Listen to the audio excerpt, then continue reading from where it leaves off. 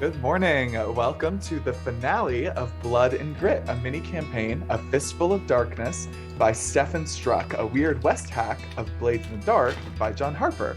I am your silver-eyed game master, Zeke Gonzalez. I'm a graduate student and a game designer, and you can find me on Twitter at Fantasy Ecology. Our posse of Hellstone scavengers, the badass scoundrels known as Hell's Kin, are being played by Luca. Why don't you go first? Hello, I am Luca Locke, and today I am playing Beulah Violet Clay, the Scout. I'm next. My name is Proper. Yeah. I'm a TPK staff member, and tonight I am playing the outlaw Agony Hawthorne. Corndog? That's me, Corndog McGraw, and I am playing Roscoe Clark this morning. Yay! You can always tell when Ross goes on because the suspenders popping. So Janie's not feeling super this morning, but she is hoping to join us a little bit later. But until then, we will jet off.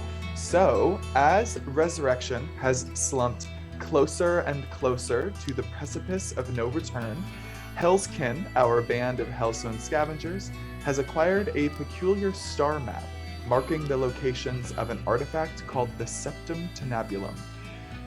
Now, that instrument's song, the Luctus, is an ancient and wordless hymn said to open the gates of heaven or hell, depending entirely on who's playing. After being approached by two horsemen of the apocalypse, which were familiar to us from our very first session, Hell's Kin, with what seems to me to be decidedly separate intentions, decided to plunge into the Bleeding Labyrinth and seek out the legendary trumpet. After traversing the Bleeding Labyrinth with some conflict with some local fauna and a local gang, the posse encountered Edwina Burns, the leader of the Rattlesnake Gang, at the Spirit Well. And they were able to stop her from opening a gate to the burning beyond and releasing the Dark One Babbletongue. However, a horde of bloodthirsty specters of shadow flesh and glinting silver eyes were released in the process, and those spirits escaped into the labyrinth where eventually they will make their way to Resurrection proper. However, at this stage, you have helped Edwina, stopped her from being completely destroyed by this ritual she was performing, although at the cost of not bringing back her husband, who she has been keeping in a casket this entire time. And in return, she agreed to lead you through the labyrinth, which she said she knew like the back of her hand. And so as Edwina guides you down through these red clay caverns, twisting and turning deeper and deeper into the earth, the wind picking up, surprisingly, whistling around corners and through these small stratifications in the actual soil itself. How are each of you feeling as you are being guided down deeper into the earth? Agony, how do you feel about this turn of events? It feels almost opposite to her original intentions because she's now delving deeper into the earth, into the Great Beyond.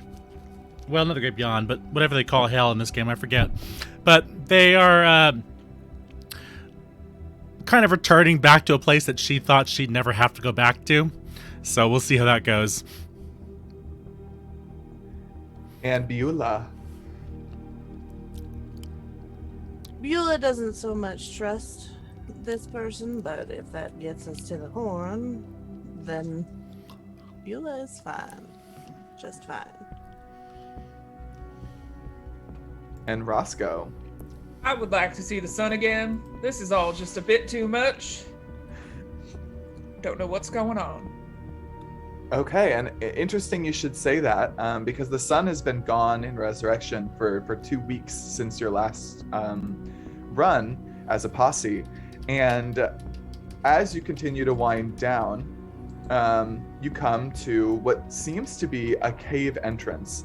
And as you emerge from this cave deep underground, you find yourself somehow not in any sort of cavern or underground area, but instead you find yourself entering a wide plain containing the ruins of a collapsed town, crushed, it seems, by some unknown force. And hanging in the sky, which you can see above you, is a enormous sun hanging there like a bloody eye.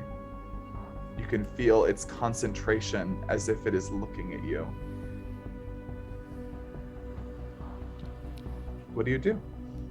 It's just hanging there. Seems to be, yeah. If it feels like it's looking at me, can I do the thing that we do in museums? When it feels like the painting is looking at you and like move side to side to see if it follows?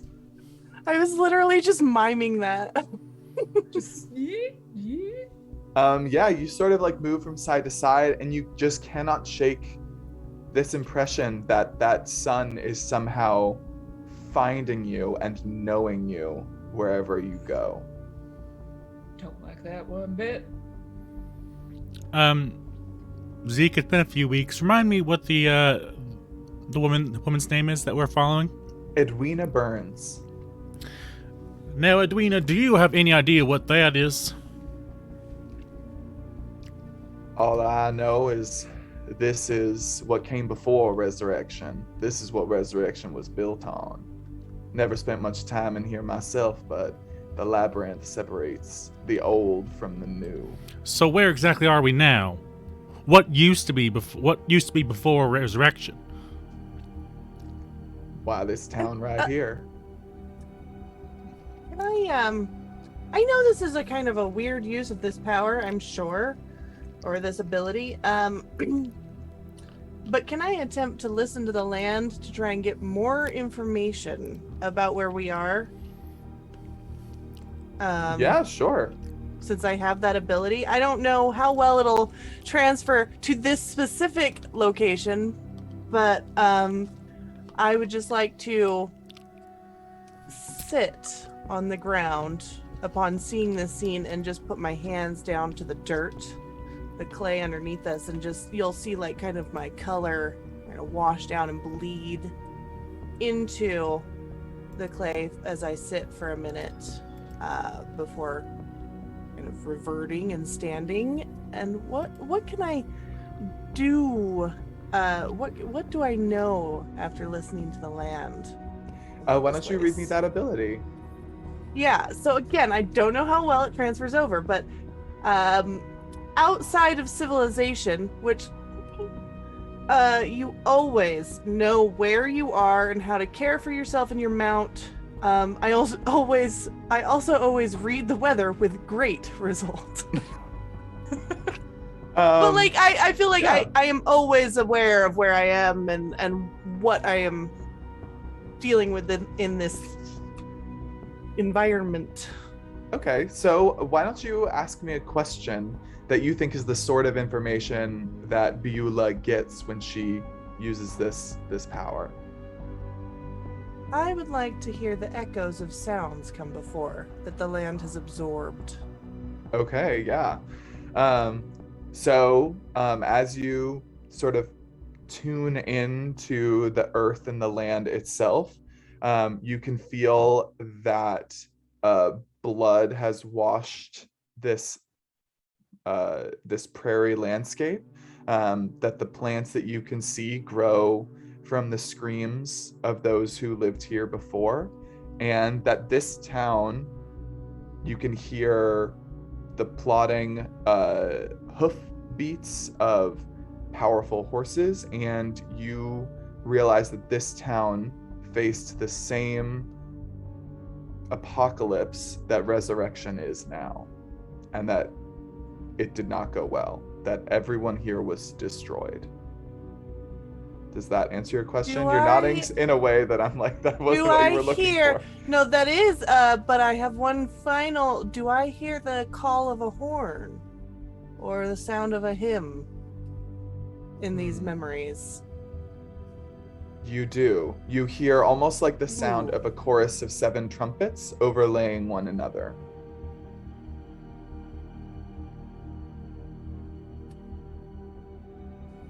I'm not sure whether they blew it too late or by blowing it, this happened.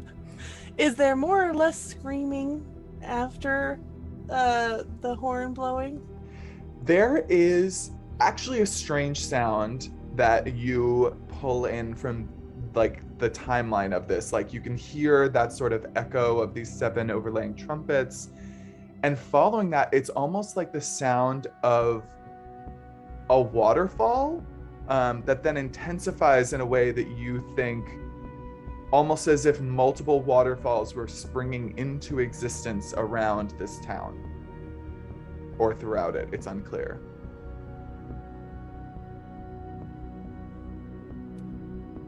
So it's kind of like what that means. It's kind of like Atlantis, but in the west instead of in the ocean. Is that Roscoe? You said that. It sounded like his character. Yeah, no, we will assume that as I stand, I will impart all of the sounds that I heard so that I don't have to repeat it in accent.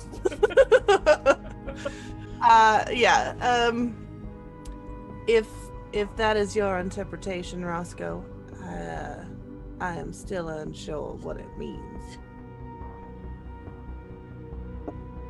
Do I see a great amount of water? No. Yeah. It looks not unlike Resurrection above. We're underground. Yeah, right? We're underground and there's a giant bleeding eye for a sun. Yep. In the sky.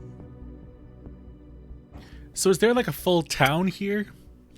Yeah, it looks a lot like Resurrection. You can see there are general stores. It's Resurrection 1.0. 1.0, yeah. But at this point, after seeing Beulah do this, Edwina turns to the group and says, I haven't spent much time here, so I can't help you from here out, but I know what you seek does lie here within these ruins somewhere. Here's a silly question. If this town looks a lot like Resurrection does now, is there a creepy old church in the middle of town somewhere? Looking into town, you can see the steeples of churches rising up, yeah. Specifically, is there one of... What's his face? The church we visited in our first episode? Oh, the Chapel of St. Ammon? Yeah. That was on the outside of town, sort of looking across the landscape here. You do see that there are some structures more in the distance, but it's harder to tell if they're a church with the sort of red backlight. Gotcha. So at that point then, Agony is going to adventure off into the town, just kind of walking the empty streets, looking for anything that looks either out of place or recently touched. Okay, and Beulah will follow. Okay, and Edwina sort of watches you all go and then retreats back into the mouth of the cave. And it sounds like you are trying to it sounds like you're probably trying to read here. Sounds good. I am not, but if someone else wants to. Or actually, this would be survey, I think. Oh, thank God. Survey a location or situation to understand what's going on. So I think that this is basically a gather information roll. So you can just Tell so me, Luca, do you have a lot of grit checked off right now? I have 3. Okay. I was gonna ask, would this count as Luca helping me because we're searching together? Sure, or if you want to make this a group action and mark 1 grit for each failure, we could do that too. Like if the whole team wants to go out, sort of led by Agony. Salud. Pardon me. That makes sense. Roscoe, do you think that if Agony was like, let's spread out and like look for stuff here on the outskirts of town or in town? Come on, gang, let's spread out and look for clues. Yeah, I'm just gonna let you know right now. Prowl. Zoinks. Roscoe is not smart. I can prowl around real good. I can sling around real good. Just shoot stuff and see if anything sounds like it hit a trumpet. Okay. See, You know? it sounds like I have 1d6. Yeah, it sounds like you're either getting assistance from Beulah or you're just rolling on your own, which either way is, I think, I fine. will assist. Okay, so go ahead and mark off 1 grit and then add a dice. I mark off the grit, correct? Correct. Yes, you do. 4 and a 6, so I have 1 success. Okay. A success is you do it. So, what does this look like? What are you doing? I'd say that Agony's using all of her hound folk senses to the best of their ability. So her ears are kind of twitching back and forth, trying to follow the sound, or she's smelling things with her nose. And so she is like walking around town, peeking her head into the general store and into the saloon, and just kind of walking through town, opening doors and looking through windows, trying to see if anything looks out of place, I guess. Yeah, with a success, you definitely notice some signs of habitation. It actually looks like there are either people here or people who have recently been here. For sure, you can see that people clearly were like scavenging in the general store for canned goods that were still like, what are the words? It's not potable, edible, sure. And in addition to those sort of signs of like people being here, you get the very strong smell of snake musk in a lot of these buildings, like on the edge of town here. Just this very, very powerful snaky musk. In addition to noticing what looked to be some dog or wolf-like footprints that seem to be sort of at doors and windows and things like that. Agony, do you smell that? I most certainly do. I don't like what it means. Smells like snake. Something tells me we're facing off more than just a snake, though. I would assume some sort of snake demon, snake people. Last time it was insects. We have appeared to upgrade. I don't know if I'd call that an upgrade, but certainly something devious. Realizing this, I think Agony's going to switch to a more stealthy approach wandering around town. This time looking for following the footsteps and trying to see where people have either gone or where they are coming from. Okay. I think you already got a success here, so I think you can tell that there seems to be a cluster of structures deeper in town where a lot of the signs of habitation are centered around. You can see like a clothes rack that's set up with various very simple garments hanging on it and drying. You see like a wind chime that has recently been hung up and is clearly not in disrepair like a lot of the rest of town. Some buildings that have been literally reconstructed or fixed up that look to be, if there's someone in town, they're probably over there. And I think you also noticed as you're going around, all of you probably noticed this, that a lot of the signs for the buildings have been, if they weren't already down, have been pulled down, and scratched into the wood of a lot of the structures is the phrase New Babylon.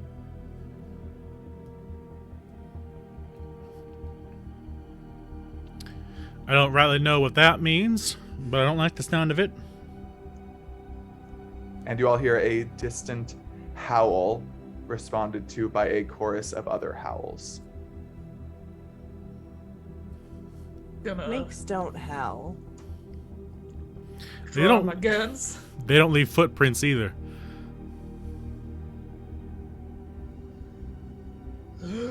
You You have clearly never read the Bible.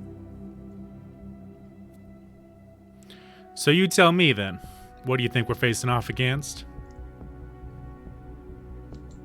Oh, I don't actually know. Excellent. But I suggest we go and find out. And I'm going to turn to the sounds. But I am very much like prowling, stealthing, just kind of moving along the edges of the building.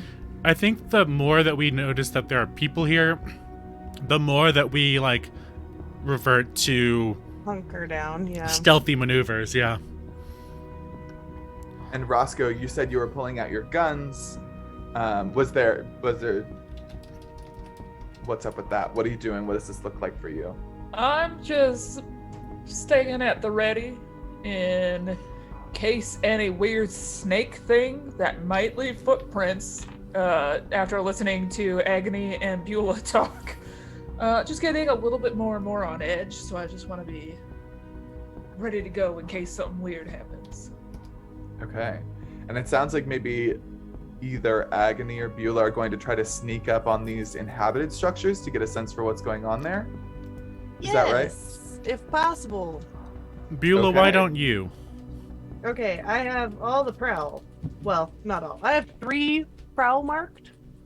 What does that mean for me? Just the 2 dice? That means if you have 3 dots down the row, Mhm. that means you get 3 dice to start. I think this is risky because you don't know the situation you're going into.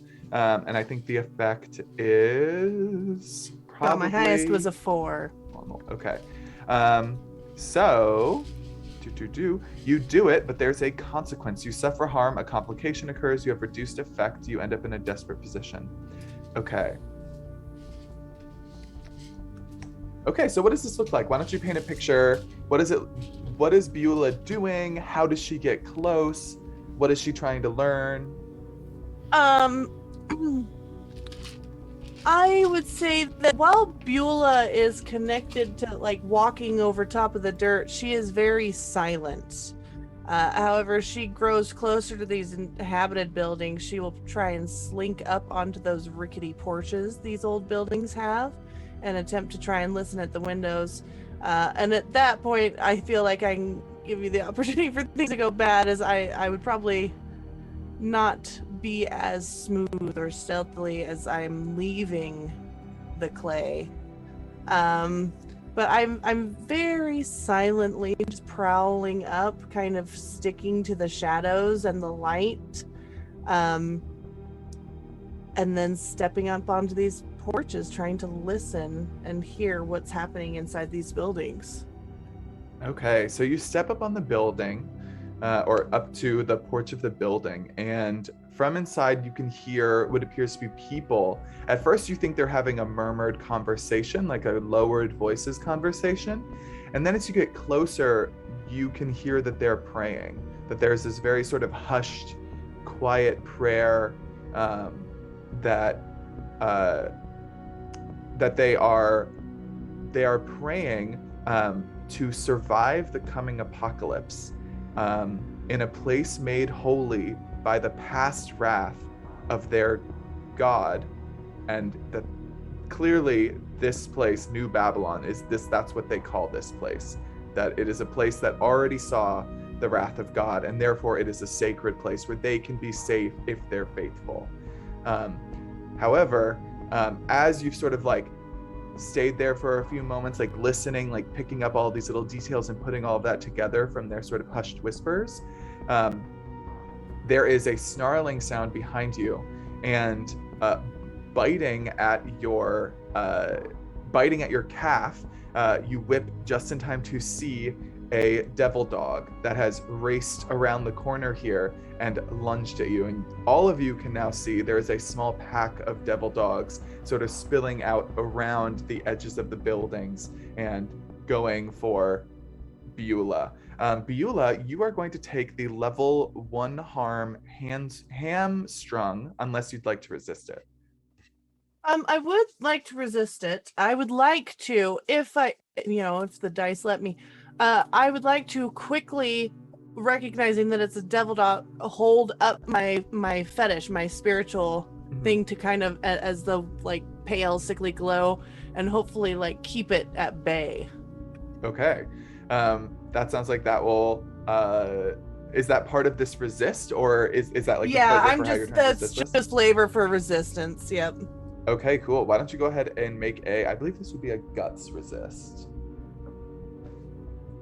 Let me double I check. have Rules.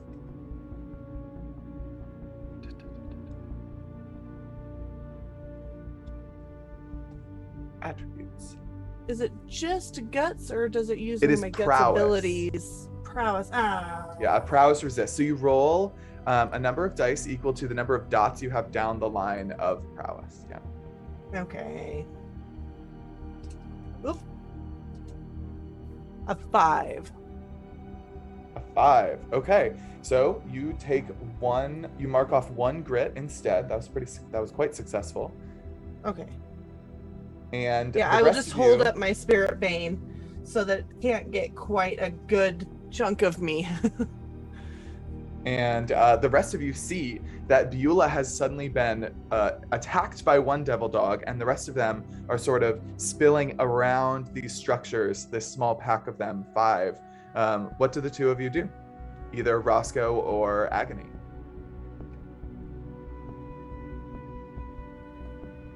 Agony, do you think I should shoot him? That would probably give away where we are, though. Do they look dangerous, other than the devil dogs? Do the devil The dogs look people. dangerous? Oh, the people. Beulah was listening to them inside the Oh, building. so we don't know what they look like. Yeah, okay. Yeah, you don't know what they look like yet. But actually, that does raise a good question. Luca, you introduced the devil dogs in our first session. What do devil dogs look like? They look, I mean, the whole idea is that they were dogs that originally belonged to gold miners and people that came out, struck their way out this west to find their fortune, claim their land, but died either from mistreatment or starvation or Oh. landslides or things of that nature down in this canyon near here. And have haunted it forever since, trapped with the bodies of their masters. So they look like mangy, angry, mistreated hounds. So this is some chupacabra shit. Okay, good to know. So that is what the two of you see, a pack of 5 of those.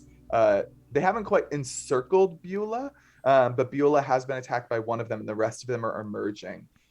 Roscoe, you had pulled out your guns. Is that like, are you like fire, or are you like, wait? To respond to Roscoe's question was, I think you're going to find us whether we like it or not. Just go ahead.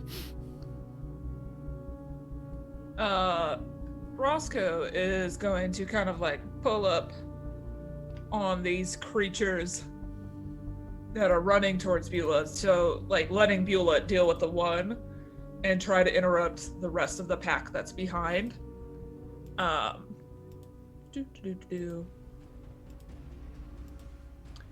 And use a fancy dead-eye shot that can shoot into a group. Ooh, is that in a hopes move that you I have? hit multiple dogs with I'm gonna use my fine and flashy pair of pistols. Pew pew. And use be a fancy deadeye because I'm ultra cool. You are ultra cool. Okay, this definitely sounds like a sling to me. Yeah. Okay, and a fine pistol. Does that give you an extra die? Let me see. I feel like the fine ones do, if I remember correctly, because I also have a fine rifle that is strapped to my back in case I lose my fine and flashy pistols. Fine items count as a +1 bonus in quality. Okay, so. Oh, I see. Okay, so if you have a success, that means that it is more effective. So in other words, you would mark more segments on the devil dog clock. Okay. Cool. So Can I that shoot makes your twice? Because I've got 2. so you'll shoot as many times as you shoot, but it all wraps into one roll. So go ahead and make a sling roll. This is risky, but with great effect because of your fine weapon. I got a 5. A 5. You do it, but there is a consequence. Okay. Does the +1 bring me to a 6? Oh yeah. Oh yeah. Do you have a +1 from chat? Am I remembering that correctly? Oh no, for the fine thing. Oh, the +1 is to your effect level. Okay. So, yeah. Why don't you describe what does it look like when Roscoe is doing this, and hits them quite a good deal. Yeah, Roscoe's just gonna walk down the street, very cool, calm, and collected now that he knows what to do, like now that he knows what his job is, and is just going to pew pew a whole bunch. And I think part of like the consequence is that he's not really caring about like the fact that these are guns going off and how loud they are and how much attention this could draw to him. He's just attempting to really help out Beulah and make sure there's only one dog that can get to her, and standing in the way of the other ones as he tries to take them out. Okay. Yeah, so we just get a great shot of like Roscoe like walking down the main boulevard of this like abandoned ghost town, just firing at the devil dogs. Yep. Okay. It's a very old west. So that is 3 segments with your great effect on the devil dog clock, which is a 6 mark clock. And as you make your way down, you immediately see several of the doors of these structures that you can tell that you all determined to be inhabited sort of fly open, and these people in very simple stained white shifts sort of began to all move out onto the porches, sort of shouting and talking to one another and trying to figure out what's going on. And in that cacophony, the devil dogs suddenly have a more ability to hide or escape, and it makes things trickier. So, Agony, what are you doing as you see Roscoe make his way down and firing, and as this happens? As the outlaw, Agony doesn't believe in rules or is pretty daring no matter what's happening. So I will say that Agony will pull out her Hellstone sword, the sword that like glints in the fire. Glints in the light, look like it's on fire, and will charge in and start hacking away at it with her short sword. Okay, so just to clarify, this is like what I just sent a setup as a complication is that you could hurt bystanders. I don't think she cares at this point. Okay, that's what I suspected, but I was just confirming to make sure that you weren't. If I was like, you hit a person in the leg, and you were like, wait, no, I don't want to do Basically, that. if she can, she would probably use them as, I don't want to say a shield, but like, if she kind of sees them as the enemy right now, I think. Okay, that sounds like a brawl to me. Okay. I think this is still a risky position. I think this is standard effect. Did anybody want to help, or did you want to push yourself? No, I will help. I'm gonna help and kind of leap in, holding my spirit bane in one hand, and I have just a very fine knife in the other hand. Okay. So why don't you go ahead and add 1 dice to that proper, and Beulah mark off another grip, and go ahead and roll. I have 2 5s and a 3. 5s and a 3.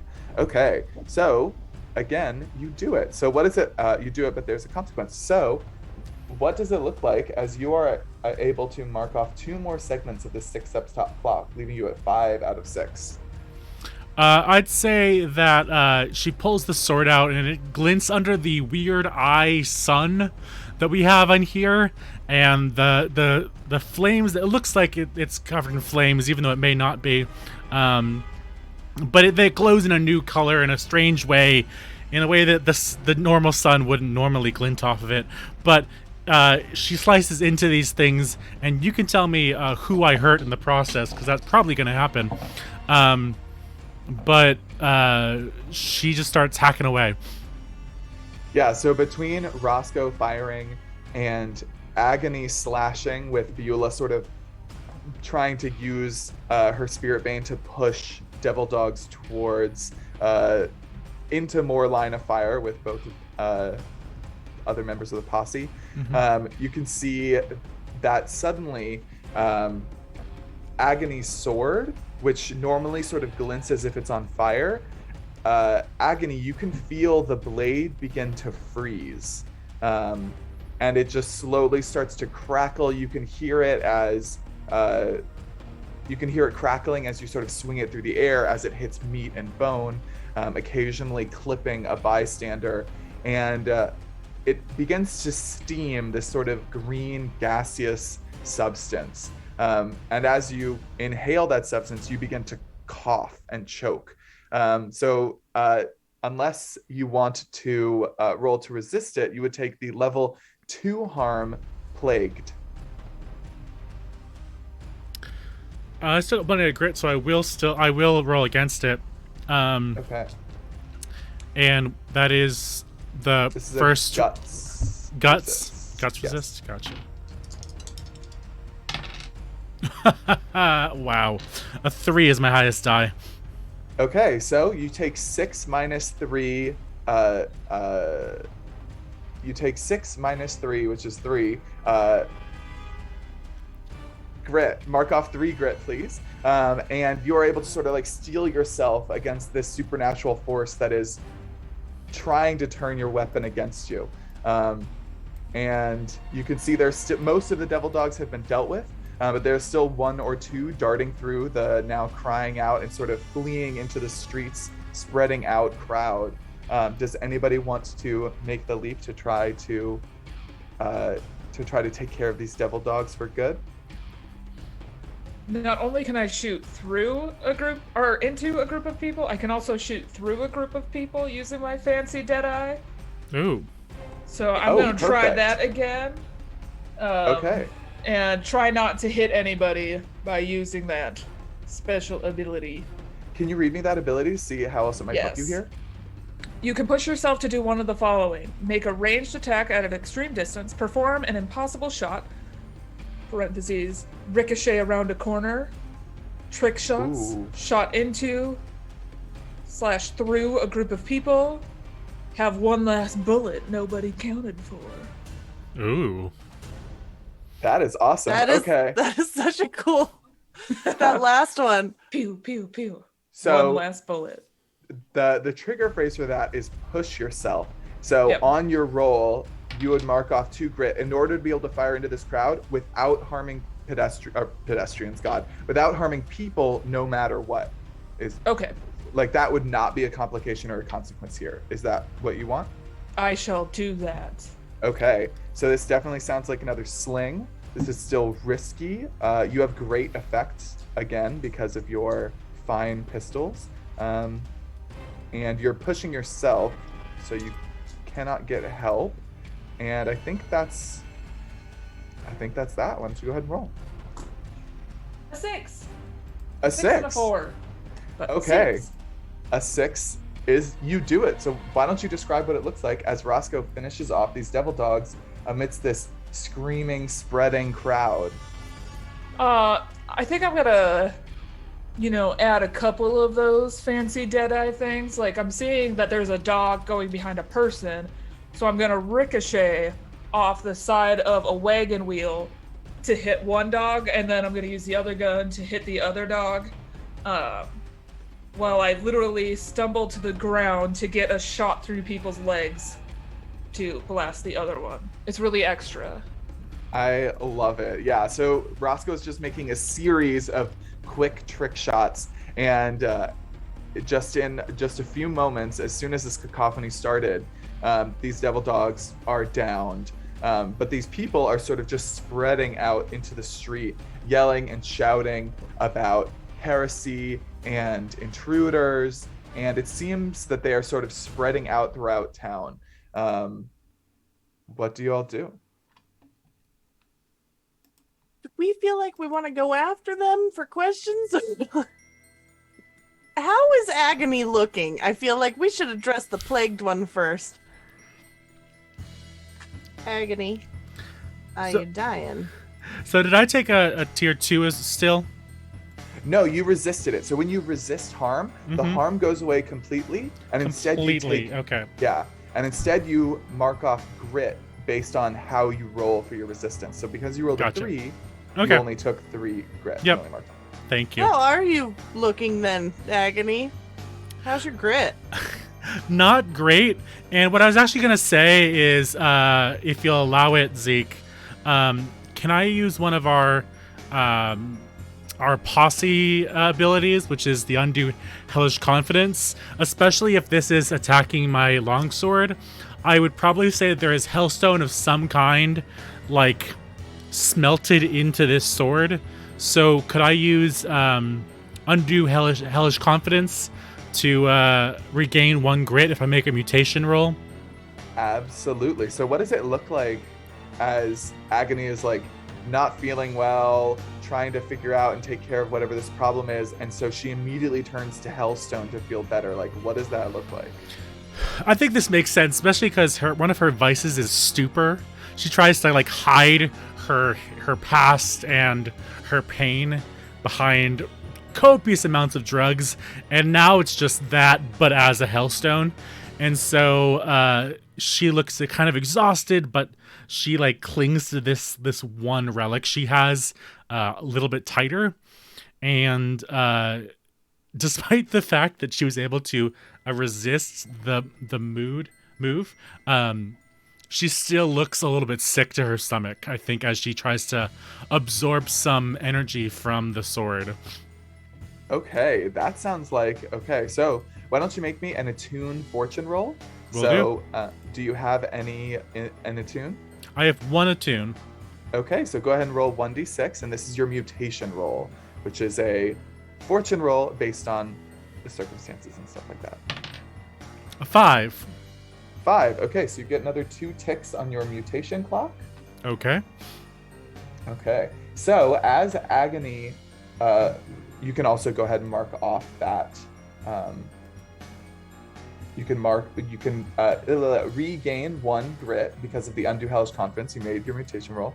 Thank you. And as you see Agony sort of drawing energy from this hellstone, it sort of pulls this gaseous green vapor down onto her hands and then immediately disperses around her in this small sort of flourishing cloud.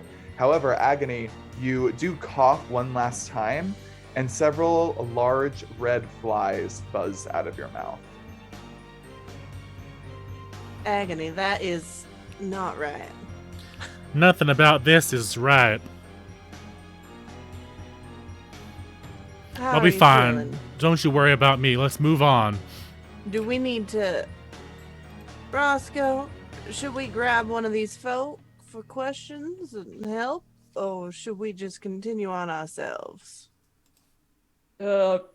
We can either grab them, or I have a feeling they're about to grab us. Oh no, they're fleeing from you. I they're thought they were fleeing? fleeing, Oh, okay. yeah. Yep. So Agnes gonna say, someone grab one of them so we can get some answers around here, okay? Roscoe will run down the street like a linebacker to acquire a person.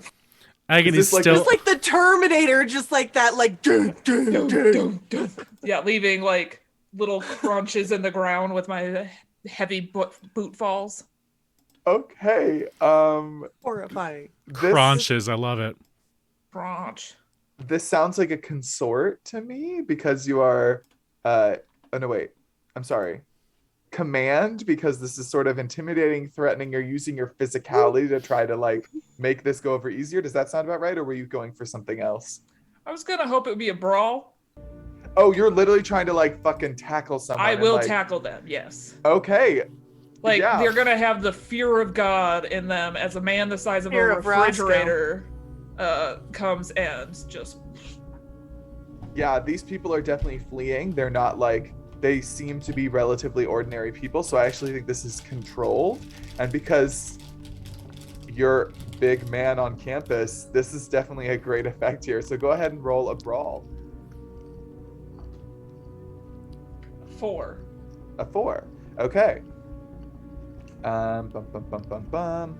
All right, nice. So yeah, you tackle one of these people and you immediately notice something wrong. And this is the minor complication here. As you tackle them, you feel them sort of moving underneath you. And although they're not wearing very much, they're sort of wearing this sort of like very simple stained white shift. It almost feels as if their skin is also a garment that they're trying to pull free from. Like there's two layers, like they're sort of wriggling out of their clothes to get out of your grasp and also out of their skin. They're just molting right now underneath me. It feels that way. And you can feel that beneath your fingers, beneath you, as you are sort of like pushing this person down. And you can see the tips of their fingers are beginning to split. Agony, Beulah, this is real gross. Please help. I'm gonna just come over and like I'm gonna place my hands on the shoulders of this person and like just to try and like get ready to hold down whatever's happening. Are you aware of what's happening to you, sir or miss or? Yeah, you flip this woman over, and you can see she's a very sort of plain-featured woman. Her hair is tied back in like a very thick, practical bun, and her skin is sort of moving strangely on her face. But she looks up at you and she says, "You are not penitents." You're right, I am not. But you seem unwell. May we assist you? And she sort of continues wriggling and she says, "The wrath of Wormwood upon you! The wrath of Wormwood!" And she's sort of like, Roscoe has her, but she is like, she's very uncooperative here. I'm gonna look up at Roscoe. You know, usually you cut the heads off of snakes. Are you wanting me to do that here? Ma'am? Please stop moving. We just have a couple questions, as we are supposed to bring about the next... what are we doing? Is it apocalypse that we're bringing, or are we bringing salvation? What are we doing here? It is very unclear. That is yet to be seen. We will see when we blow that horn. She sort of flips over and she says, "You fools! Apocalypse is not the apocalypse does not have a faith. It is not good or evil." Well, if it is ambiguous and of nature just a natural cycle of the world, then we are but the fire starters to this field. Yes, it is great change. All right, well, that's what we're supposed to do, and we would appreciate some help. It sounds like between the group of you are trying to sort of calm her down enough to get some real information out of her. Yes. Yeah, I'm trying to hold her down so she can't molt her skin and wriggle away, which is what I'm fearing is about to happen. So would somebody like to try to it sounds maybe like Beulah's trying to sway her. I've got 2 in sway. Please, you, Roscoe, use your Okay. charm. I'm a charming gentleman, even if I'm currently straddling someone and holding them to the ground. Yeah, so this I mean, is actually risky. This is going to be a risky sway. Would anybody like to help? I am helping. I've got 3 grit left. Okay, go ahead and mark off a grit, and that means you will also be opened up to any consequences if this is a Yep. mixed roll. And go ahead, roll your sway. 6. A 6 and a 3. Oh, But a a 6 6. is great. Okay, so Oh god, I was so nervous, you guys. I was like, I'm gonna be the reason why Luca and I die. So she sort of looks between the two of you, and she says, I may have misinterpreted this situation. My apologies. May I stand, please? And at the Are you quiet, sure she your says, skin is gonna let you stand? It's all kind of wiggly right now. I have not yet moved beyond the door of transfiguration. All right. I'm gonna keep one hand on a gun as I slowly stand up over this person that I have crunched into the ground. Yeah, and at this point, the rest of the people have sort of like fled out of sight deeper into this ghost town. And she stands up and sort of crosses her arms and she says, my name is Jessabella. And do you say you are here to bring the end above? Not if I can help it. Is that Oh. something you want? It is not a matter of want. It is a matter of simply time. As we said before, it's kind of ambiguous as to what could happen down here. We're sorting it out as we go. Though if Then- ever I did need convincing that blowing that horn is the necessary thing to do, this lady here is doing good work of that. Apocalypse is simply change. Whoever wins the coming war, now that will build a new world. And the Church of Eden will stand on top. Something tells me that's yours. Yes, Trudy Spriggan has led us here to safety. We will wait That and bitch. arise once the war is done. The second you said there was like snake sounds and stuff, I was like, Trudy, where are you? Oops. Why is there always some organization looking to grasp for power? Somebody needs to lead the new world. Once the dust has settled, the Church of Eden will be that force. I disagree with your premise, ma'am. She looks mildly affronted. But if you have nothing to offer, we shall continue on. And what is it you would like me to offer you?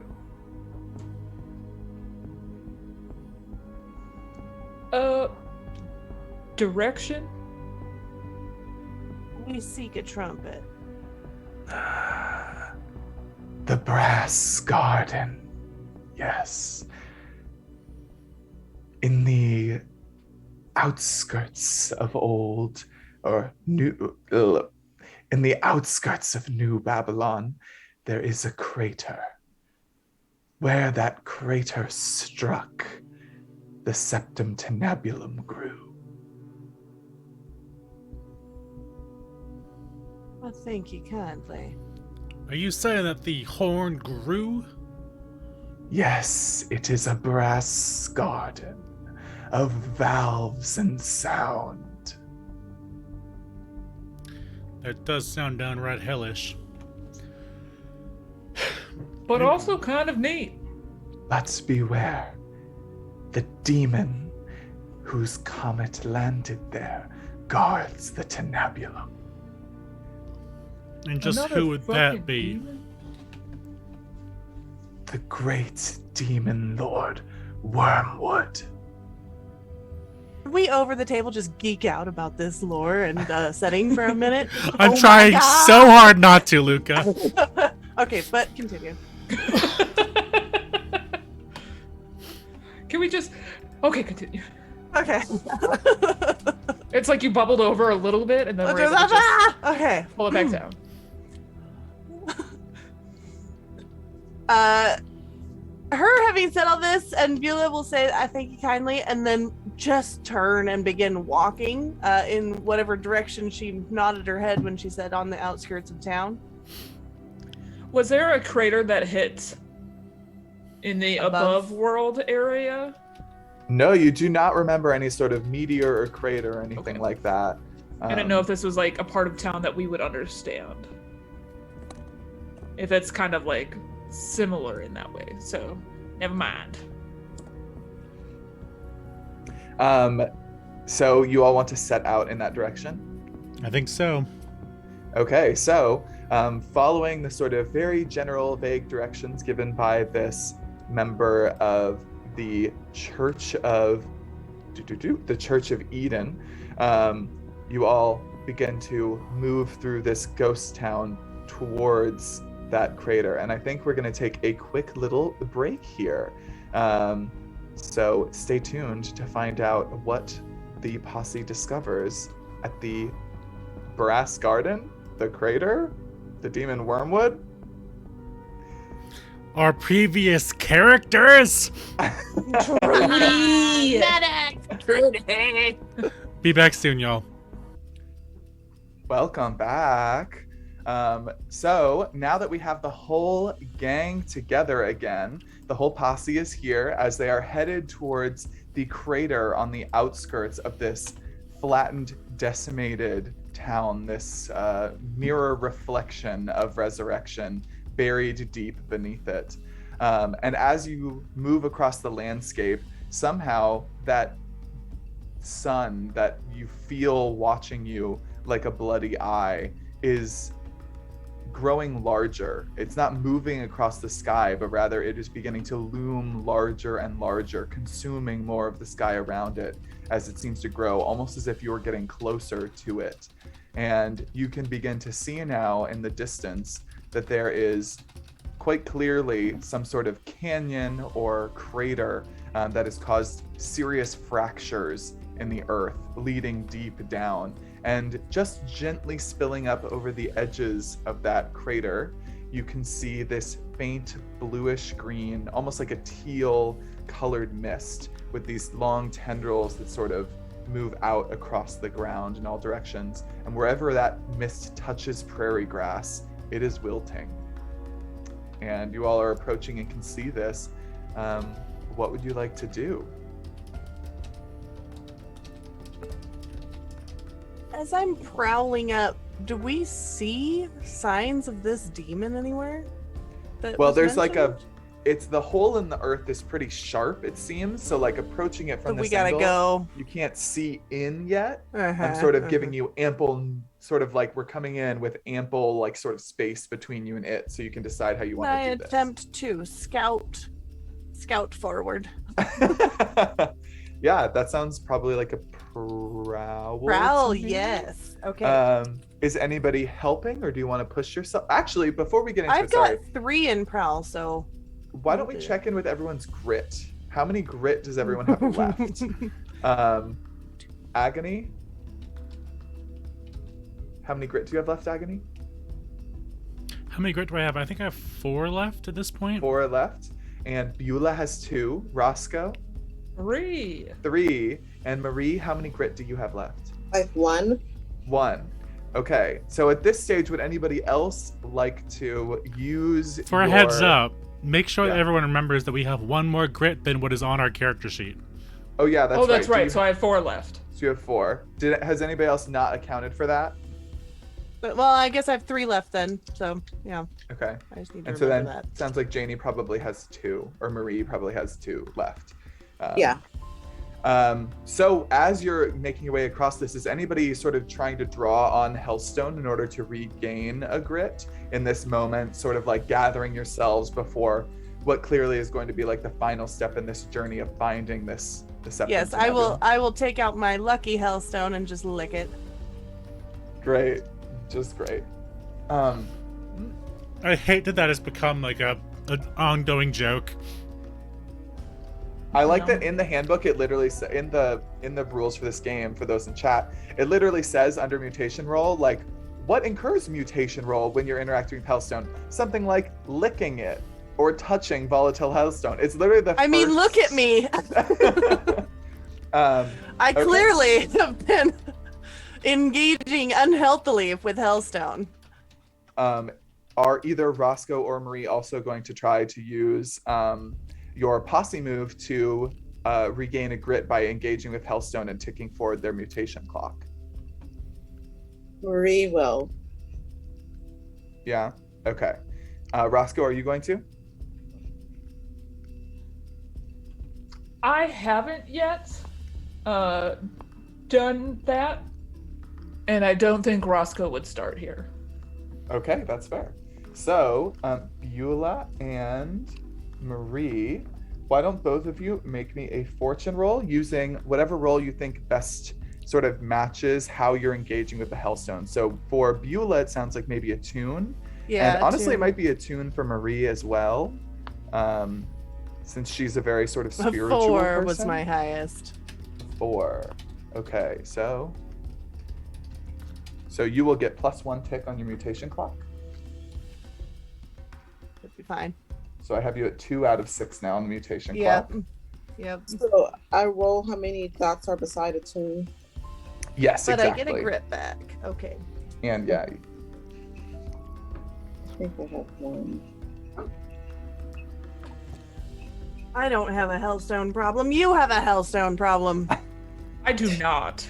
Thank and you Janie, very what'd you much. roll on that one dice? On that 1d6? Let me do it like this. Sorry, it's taking me a second, as always. Oop. No. Right. Okay. Sorry, I accidentally closed it. I just How many dice are you rolling? 1. Do one. you want me to roll it? Oh, I rolled her a 6, if that counts. a 6. Thank you. Okay, perfect. So Marie, you're at 2 out of 6 as well, but you get back a grit. So you all are sort of steeling yourself for this confrontation. You've made it to the edge, and Beulah is going to lurk forward and see if she can get some extra information about what's going on inside this misty crater. So that is definitely Prowl. This is risky. 6 Standard effect. was my highest. Okay. So you do it. So why don't you describe what this looks like? What Well, is Beulah again, looking for? She normally kind of bleeds more color into the ground. However, with this red lighting, it's like she becomes this pale red, covering up all the white as all of her color drains, as she kind of slinks along up on the ground to the edge of this precipice and looks over. Okay. So as you slink sort of to this precipice and look over the edge, what are you looking for? Movement would be the first thing, and Mhm. then anything glittery or shining growing from the ground. Okay, yeah.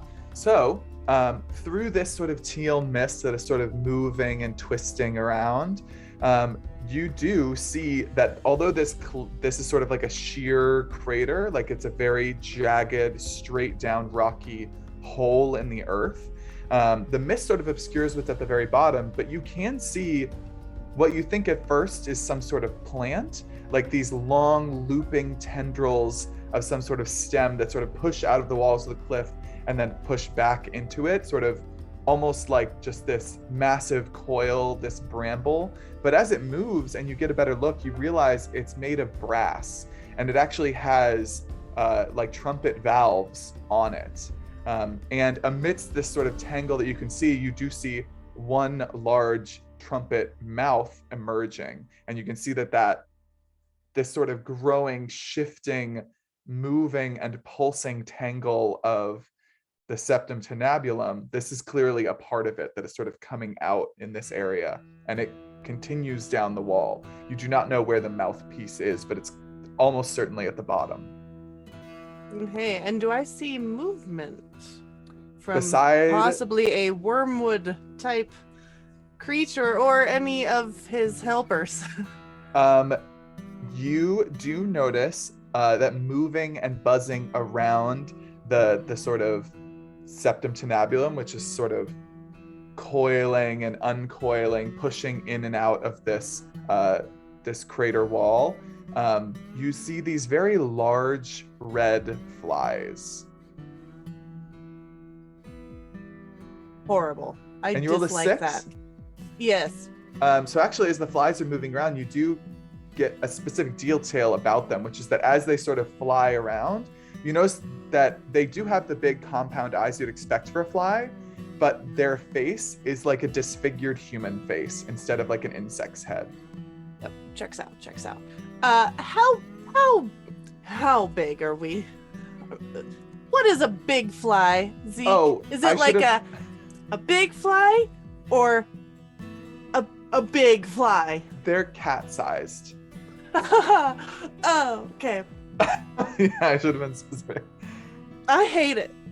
Okay, I'm just gonna kind of scooch back from the precipice and join my party, and I will impart that information to them. I'm sorry, what? They're the size of cats? They are, in fact, the size of cats. It is unsettling. Roscoe just holds back some vomit. Love that for Roscoe. This has all been too much. Did I see anywhere where we could attempt to descend? It looks like that would have to be a pretty active effort. You did not see like an easy descent. Yeah. Could I have brought a useful item with me? Yes, in fact, if you recall in downtime, you acquired an Yes. asset of tier +1. So if you want that to be like really good climbing gear because you knew you were going down into a deep mine and you wanted to make sure you'd be able to move around, this could definitely be that if you're interested. Heck yeah. That Okay. is the useful item that I brought with us. Okay, so you pull out, what does this great climbing gear look like? It's probably meant for mining, but would be perfectly appropriate here, just based on the circumstances you knew you were getting into. What do you think? I think there's definitely like a grappling hook, just in case we had to go up at some point in here. So Roscoe just kind of stomps the grappling hook into the ground and then lets the rope just kind of unfurl itself and cascade down. But he also has brought clips for the descent, so it's a little bit more control on our way down for us as we descend. Mainly for him and his big nature. So this is a rope that can hold a lot of weight because he's a big man. Big lad. Yeah. Okay, yeah. So Roscoe begins setting up this equipment. Roscoe, it sounds like you are going to lead a group action here. Does that sound about right? Of everyone going down? Woo! So I think I need everybody to roll a. What would this be? This is something very physical. Traverse obstacles. So I would like everybody to roll a prowl, please.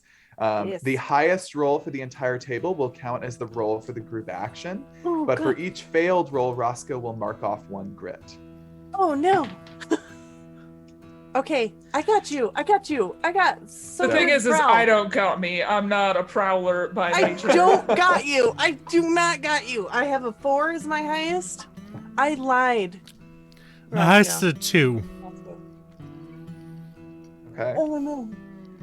And Roscoe, what'd you roll? 2. Okay. Uh-huh. And Marie? 3. A 3. Okay, so Roscoe, you mark off 3 grit. Oh boy.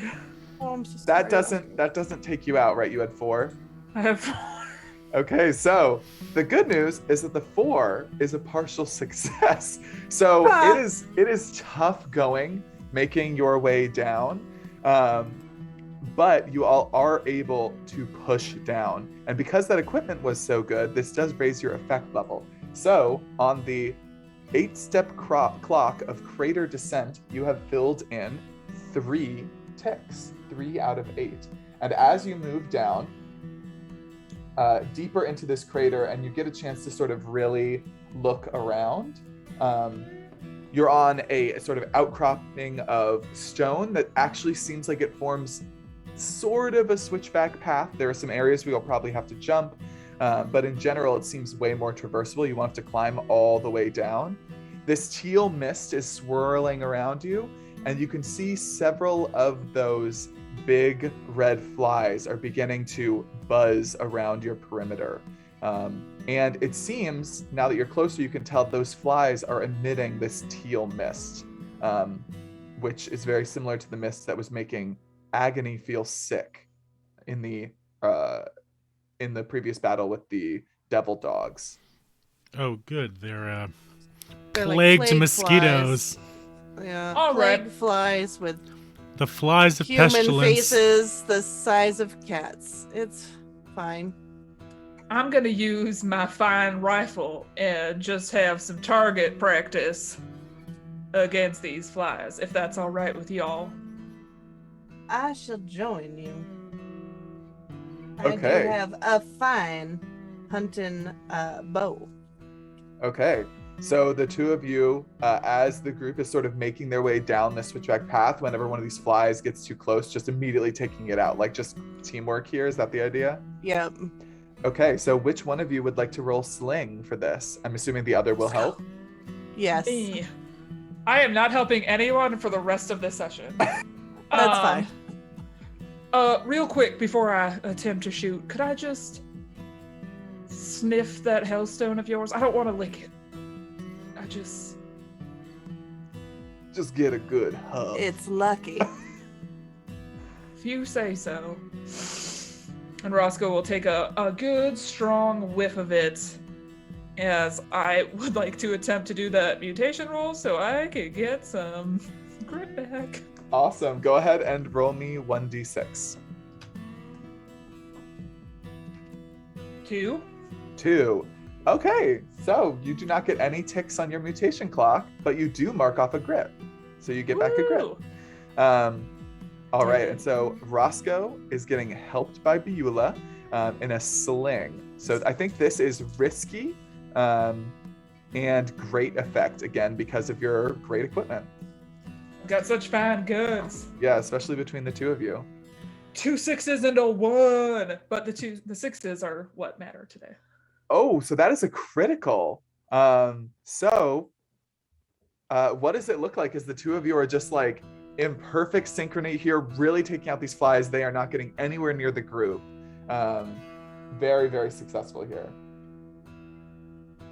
From Roscoe's perspective, just very cool, calm, and collected shots, similar to when you're actually out hunting, like trying not to draw attention from them, completely unexpected, just shooting to kill. Beulah keeps her leather quiver strapped along her thigh bone. So it's just a standing with her bow, just very silently, precision, just shunk, all of these flies. Yeah, so as the flies are going down, this mist is also beginning to burn off. And you all make your way deeper and deeper down into the crater. And at the bottom, you can now see this, what is clearly the comet or the meteor that impacted the ground. It is this pitted, almost perfect sphere, but just the surface of it pitted and puckered with holes. It's enormous. It's the size of a house that clearly slammed down and created this massive crevasse. And it is Vanta black. Like, it does not reflect any light whatsoever. It is just sheer darkness. And you all have made your way down. You can see that all around the walls of this, you can see more of those sort of twisting, growing, the brass of the trumpet. And from its growth pattern with that critical, you can just tell that the germination point of the Septum Tinnabulum, the seed from which it grew, was the crater itself. And you're going to have to go inside in order to find the mouthpiece. Okay. How How does it appear that I would descend into this crater? Is this just I go and slide down on my butt down the? From the surface, it sort of has this. It has this pitted surface with like small tunnels. You'd have to probably get down on all fours and crawl inside. Okay. That I feels will like look a back at the houndfolk. rest of my yeah. I was gonna say that sounds like a houndfolk kind of thing that I would excel at. So I would say, Agony will do that. Okay, so Agony is literally just getting down on all fours and crawling inside the meteor. Mm-hmm. Okay, so you crawl inside, and you're just sort of like moving along, and as you come towards what you would think would be the center, it begins to pitch down, and you realize the meteor was not a perfect sphere, but it was more like a spike that was driven into the earth, and it goes down. Do you want to? If you go down, it would take an action, some sort of successful roll to get back out. I will shout this back to the group and let them and warn them, so they could probably prep something for when they come in. But I will continue on. Do we get the impression that you want us to follow you? I would probably say don't follow Agony Okay, right okay. now, because we don't know Fine with that. what's down here. Okay, so You do you. Agony, you push in, and then you let yourself fall down, and after sort of like impacting against a sort of pitched wall and rolling down to a stop, you find yourself in a small chamber, and in the center of that chamber, just sort of pushing up out of the ground, there is this ring of brass that pushes up and out into 7 different mouthpieces. And this is clearly the center of the Septum Tinnabulum. Agony will swear in some way, and just angry that she thought she might be able to destroy this thing before anyone is able to blow it, but it seems that it is one with the earth. She'll yell back to the group that she's found what potentially looks like the mouthpiece of a 7-piece trumpet.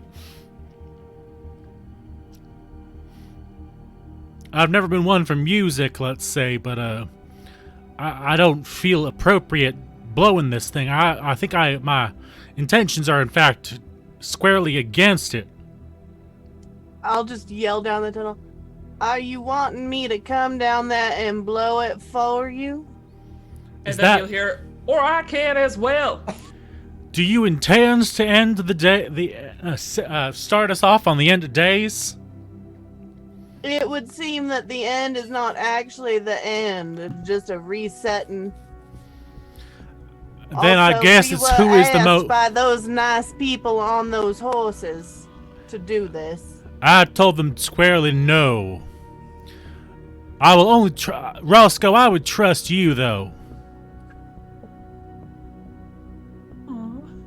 Go get him, Roscoe. What's your judgment?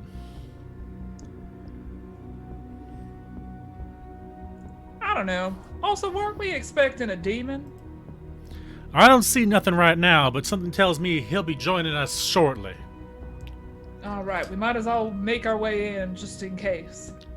I'll clear the path and add the rope to make the descent just a little bit easier for you two. I appreciate it. And you will watch as Roscoe attempts to get into this hole and just like scrapes against it as he's crawling in. Adding a little bit of debris, but also making the tunnel a little bit wider.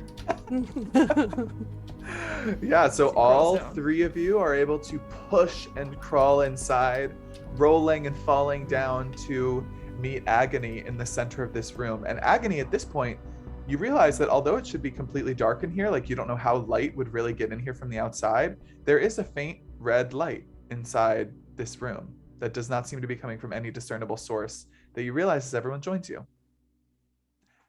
There is a faint buzzing sound that you also noticed after a certain amount of time, almost like, I hate to say it, but like wing beats, like the buzzing of a fly or a mosquito going too close to your ear. Do you hate to say it? I love to say it. I'm sorry. You called me out. Don't lie to make friends, Zeke.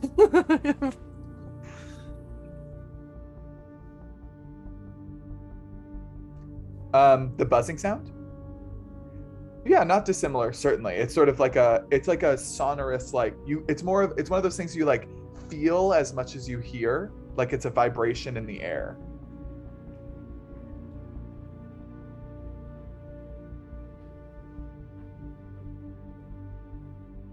Upon us descending down into this and exiting the tunnels and like kind of crouching up in this little area, I will just look at Agni. Are you not wanting to blow these horns then? Is your intention to stop anyone that does? If I had my say, we would not blow those horns. But something tells me from the sound of that woman we met that perhaps it is, well, unstoppable at this point. Do you have an idea for destroying it? I don't know that is possible. Now here's the part where I ask myself if Agony would have brought explosives.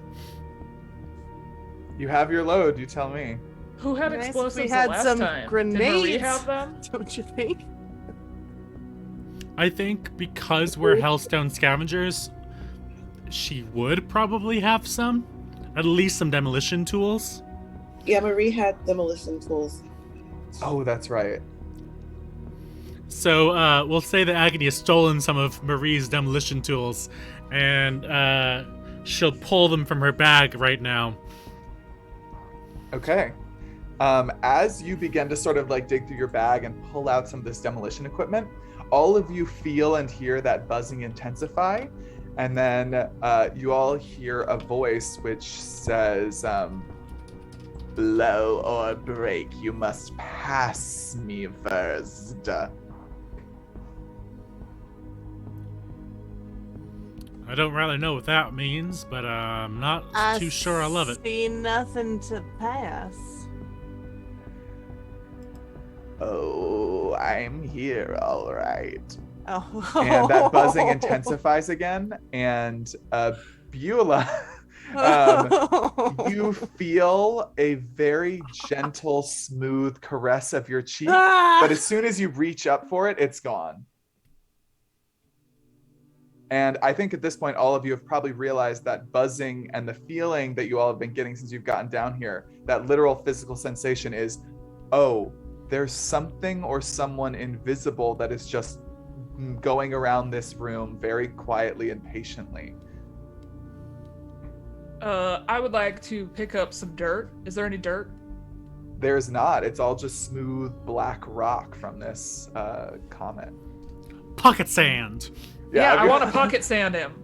Okay. This is when I should have brought a bag of flour.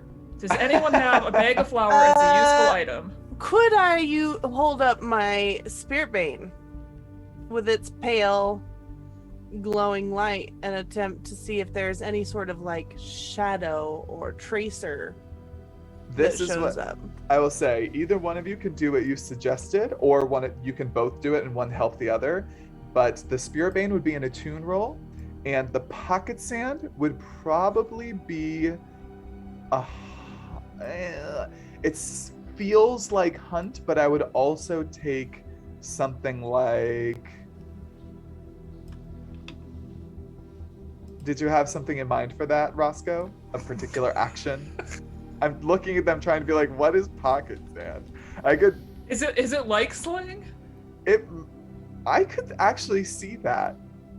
Not to be boring and An just have you roll instinctual sling reaction all the time, to just be like, but- yeah. Yeah, so would one of you like to make a roll and help the other, or do you want one of you to just go ahead with it and see how it goes? I'm fine with doing the attune roll, but I know your sling is pretty solid too. So whatever you say, Roscoe.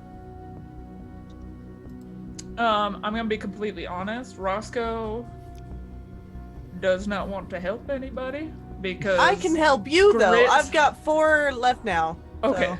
Grit is looking real spicy on my end. You take off your boot and sling that desert sand into this creature's face.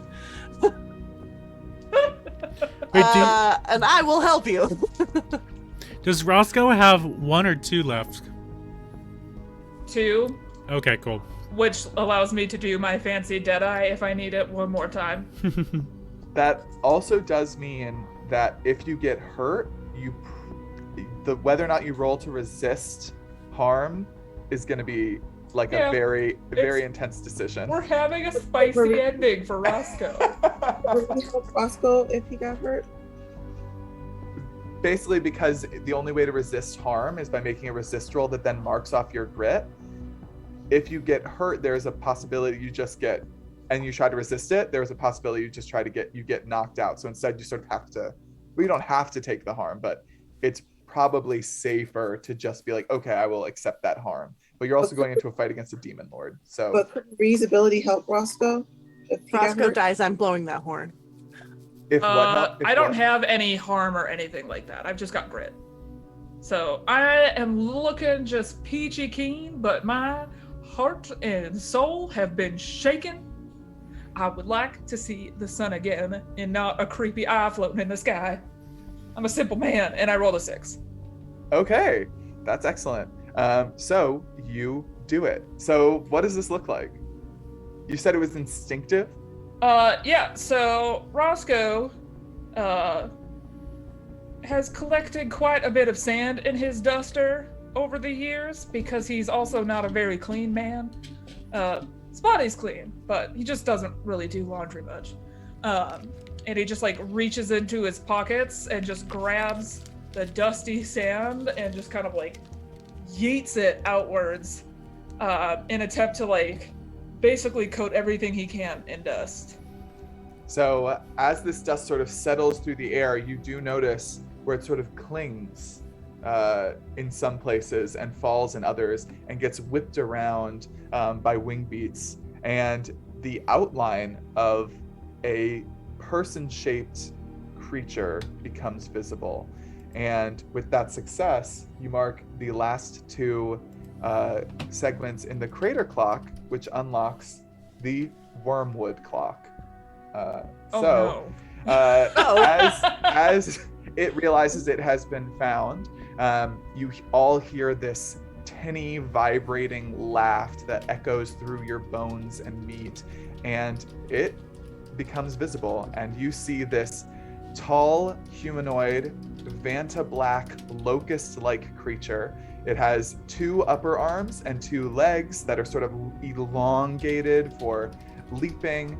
It is sort of buzzing in place in the air with these 4 almost invisible fluttering wings that look vaguely like stained glass. And its head is this long, jet black protrusion from its body with these tall spines sort of encircling up and around it, and these long, dark horns that resemble antennae. And that thing touched me on the face. And yeah. Luca, you may be scared of this, but Beulah is probably like kind of into it. And with Wormwood here buzzing around this room, what do you all do? Does anybody leap into action in this moment? You know you're going to have to get past it if you want to blow up or blow this trumpet, so. Yeah, you posted the artwork and I'm not okay. But no, I am, I feel like upon seeing that, we gotta go for it, right? Yeah. Mm-hmm. I am absolutely going to pull up my rifle and attempt to shoot this thing immediately. Okay. No bow. I am pulling up like my 30-06 and just go into this thing. So a fun thing about this creature is that as per the rules of Blades in the Dark, before you can take action against it, it takes action against you. Yay. And it has flickering movement. So as you raise your gun and lift it up to it, you realize it's no longer in the space you just saw it. And you can feel its bulk behind you as it just swats down with one arm. And it is going to give you the level 1 harm disarmed. unless you would like to resist that. I'd love to resist it. How much grit do you have left? Well, did I help you that last time, Corn Dog, with the... Okay, so I have 3 left. Okay, so just to be clear before you roll, if you resist, you will take 6 minus... You will roll a number of dice for a resist roll equal to your prowess, the number of dots you have in the first row of prowess. Okay. If Quick you question. get a 3 or lower, that will knock Beulah out. She will be taken out of this run. Like this encounter, it won't kill her necessarily, but she will essentially be taken out for this final encounter. Which if you're like, okay, this is Beulah's epic chance, like if she goes down, that's fine. I'm just putting it on the table so you know that might happen. Roscoe, were you gonna say something? Oh, I was just gonna ask what happens if we fill up our grid all the way, and then you said it, so. Yes, you get I will read it very quickly. You will get what the game calls a stigma. You will take a stigma, which there's a little table of them we can talk about in the epilogue, which one Beulah has taken and why and how that affects her moving forward.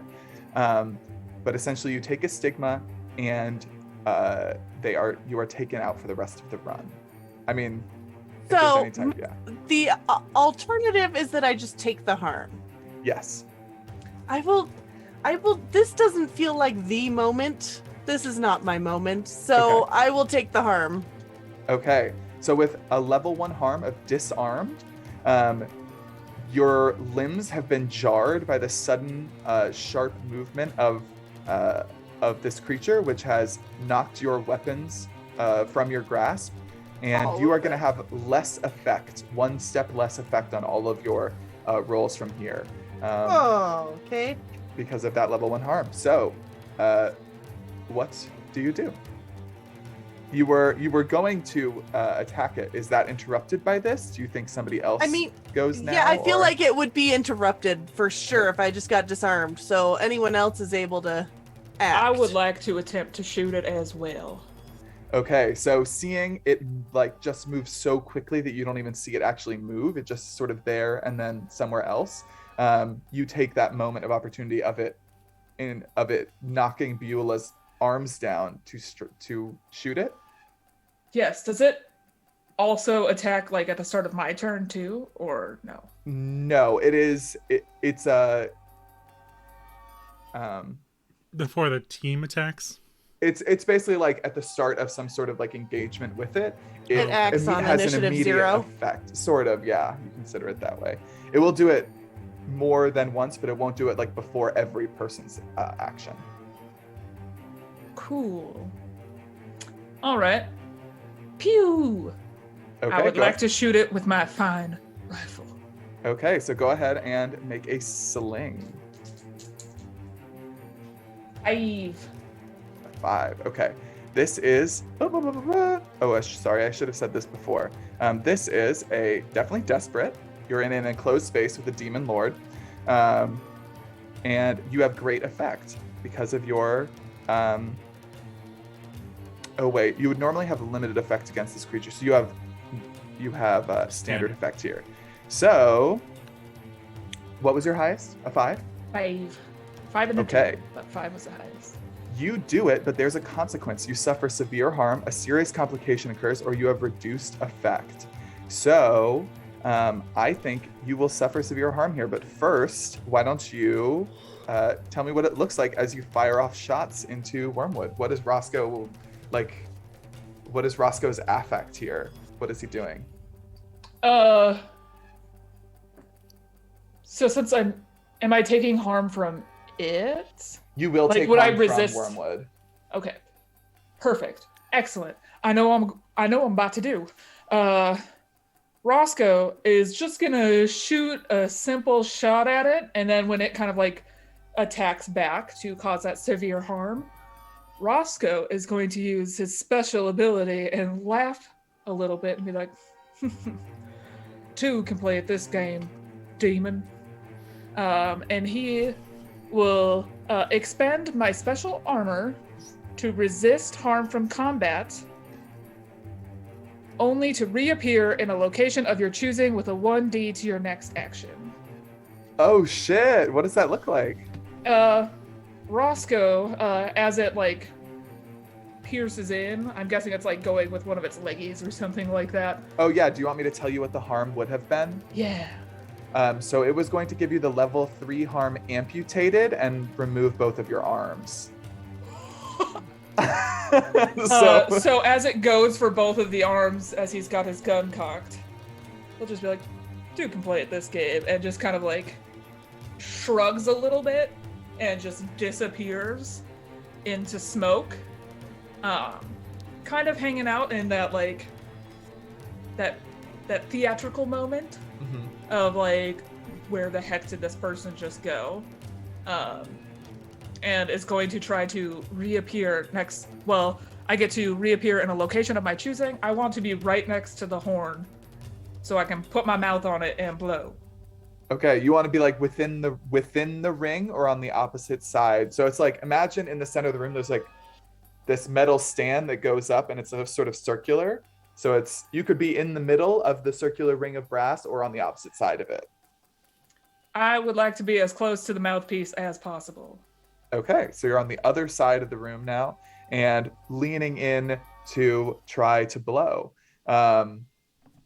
In that moment, does anybody else take action here? Marie or Agony? Agony is going to pull out her Hellstone sword and attempt to chop at this thing's wings. Oh, snicker snack, motherfucker. Okay. This is desperate. I think your effect, is your sword a fine weapon? I don't, hold on. If you look on your character sheet inventory, it would say fine. I don't have technically the only fine things I have are pistols, but so the sword is something I kind of took as a large weapon, but not a fine weapon. Okay. So then your effect here is limited, which means you would only get 1 tick on the clock, but hey, every tick is good. We're 2 out of 8, by the way, just for everyone's reference. 2 out of 8 on this wormwood clock. And which one am I rolling for? This sounds like Brawl to me. Does that sound about right? It does sound about right to me. Is anybody helping, or would you like to push yourself or take a devil's bargain? I think, actually, because it's not a fine one, fuck, that puts me so close to dying, though. Do you want to push yourself for higher effect? This is the thing, is that I have a special ability called Now. When you push yourself, you may spend +1 grit, so 3 total, to gain both +1 effect and +1d. Oh shit, that's so good.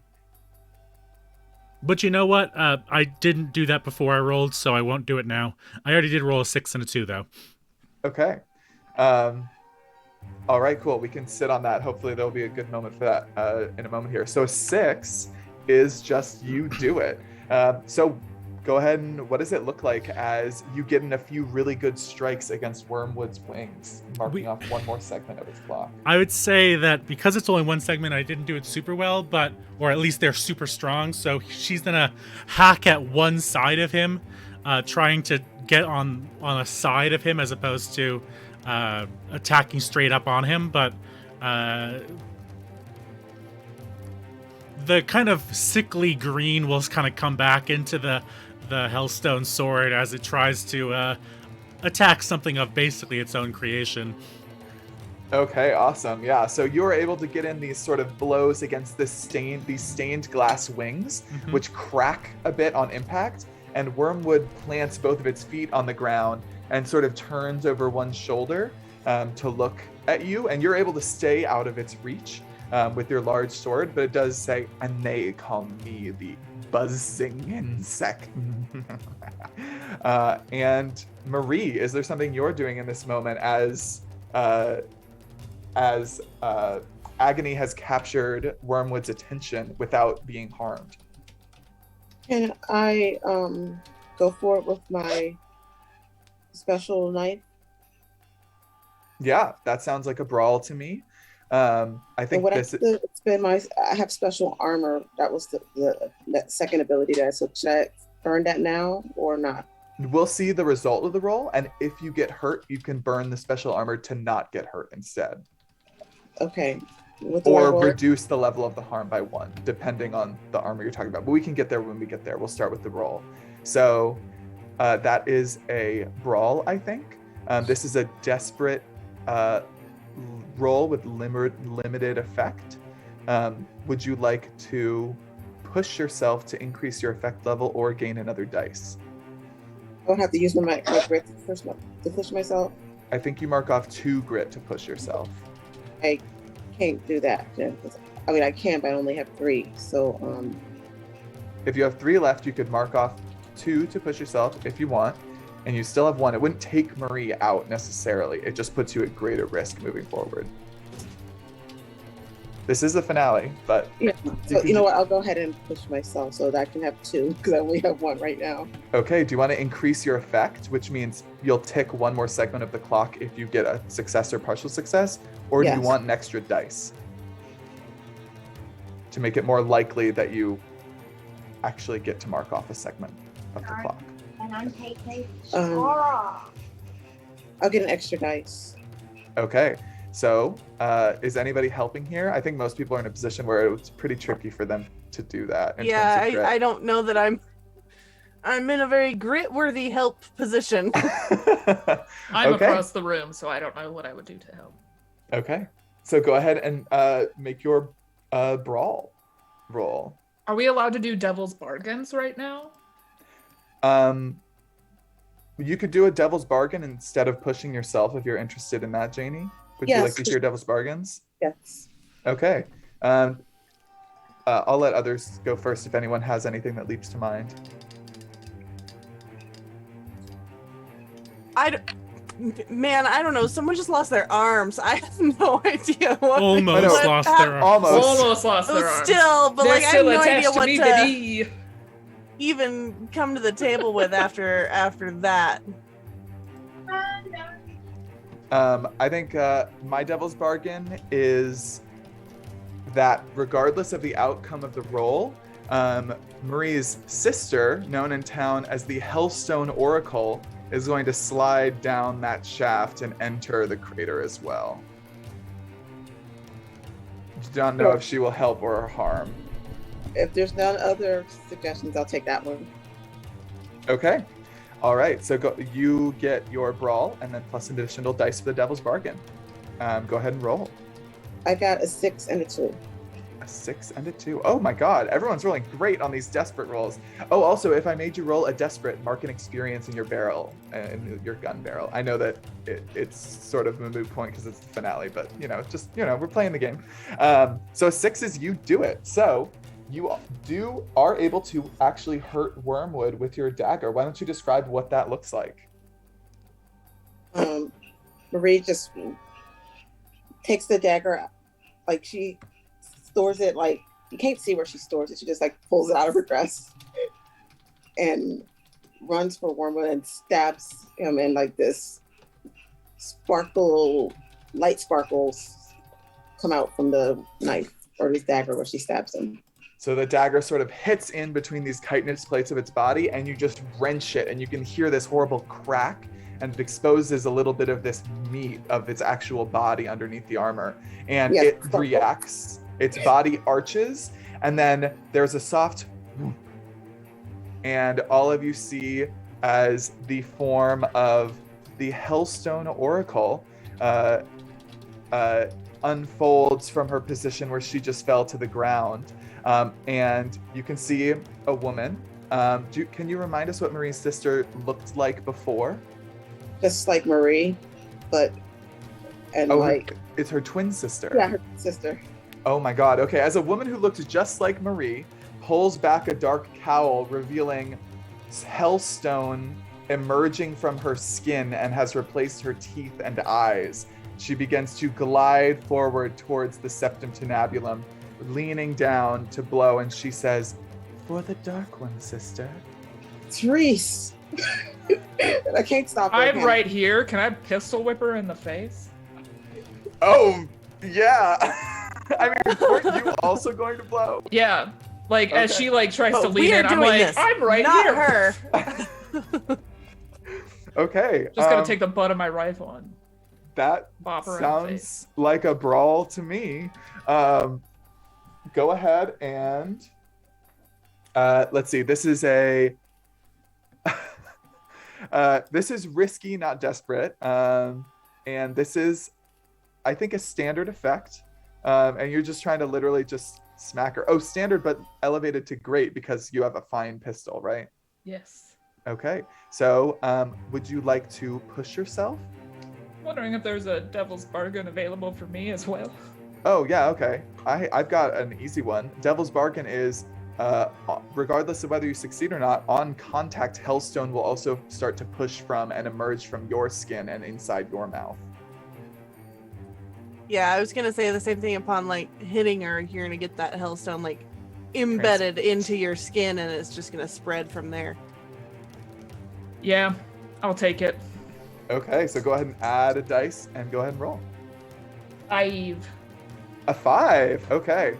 So what does it look like as you, let's see, I said this was risky. So you do it, but there's a consequence. So what does it look like on this success? And we'll add the complication, or I'll add the complication after. He just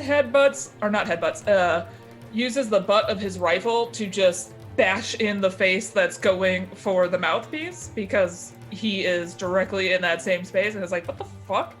I'm gonna toot this horn. That mind thoughts. So just takes the butt of the gun and just jams it as hard as he can into the side of her face. Oh, okay. As she's leaning in. You hear this terrible crack, and her neck sort of snaps to the side. And at first you think you've broken her neck, that she's dead, but her limbs continue to move, and she seems to be not moving under her own power. But you have marked off 2 of the 4 steps of the Therese clock. All right. So Roscoe just smashed into Therese, the Hellstone Oracle. Hellstone is beginning to sprout from Roscoe. I'm going to need a mutation roll from you, please. So go ahead, and that was a brawl. So this was a physical. So why don't you go ahead and roll me a brawl as a fortune roll to see if your mutation clock goes up. 5 again. 5. Okay.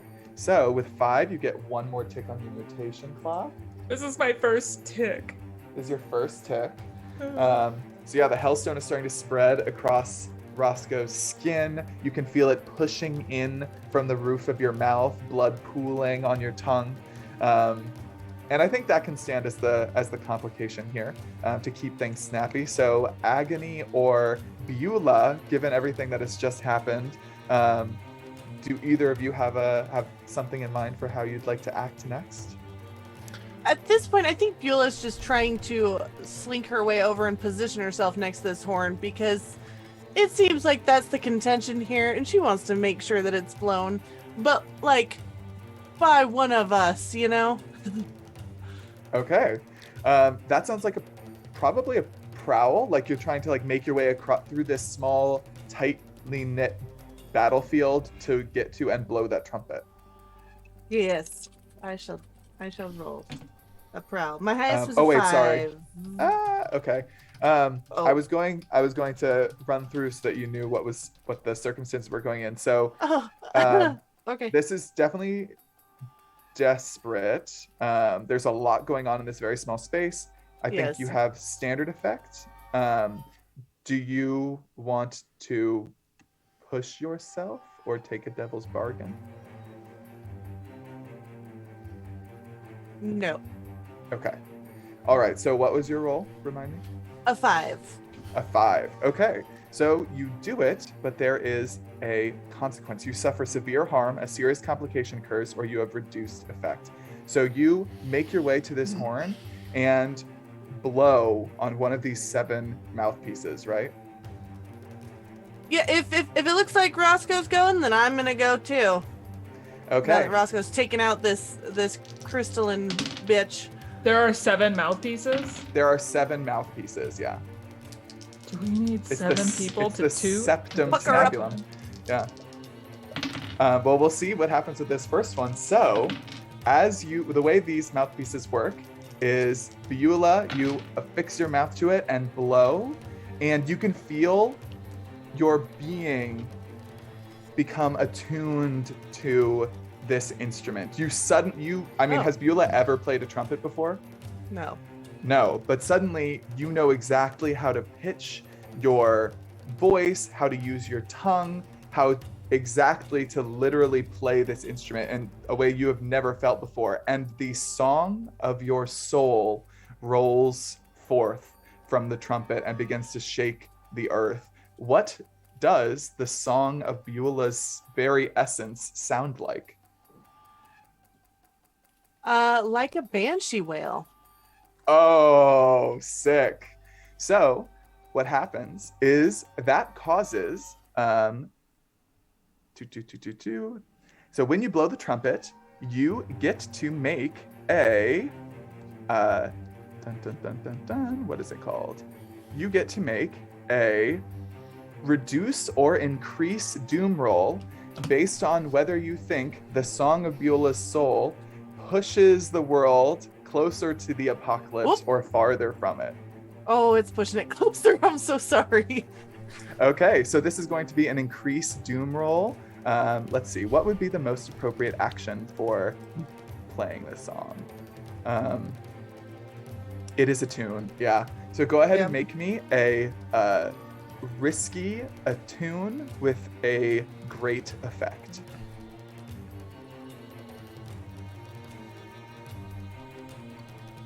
A 3? A 3 is your highest? Mm-hmm. Okay. So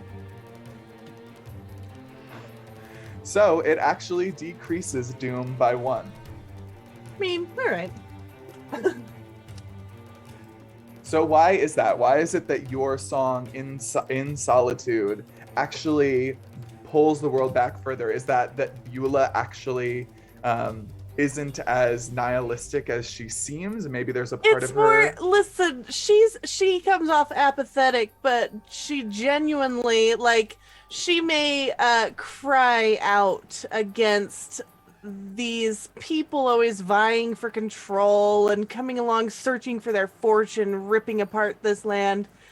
But as she blows into this horn and part of her goes out, I feel like there's also a lot of her that's just spent nights sitting on the cool earth, taking in those desert sunsets, hearing the skittering of creatures as they're waking up for the night, and just her love of the land and the world as it is comes out. Aww, I love that. That's extremely sweet.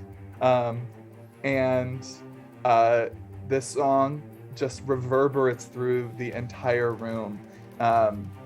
Agony, you're up next. What are you doing here? You can see that you have done some damage to Wormwood, which has taken 4 out of its 8 out of its clock. Or you could also try to race to the mouthpiece. You could try to address the Therese situation.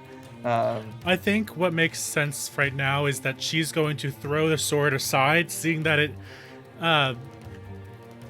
did very little damage against something of hell itself, and instead will pull out her fine pistol and take a shot at one of the cracked wings. Oh yeah. Okay, that is definitely a sling.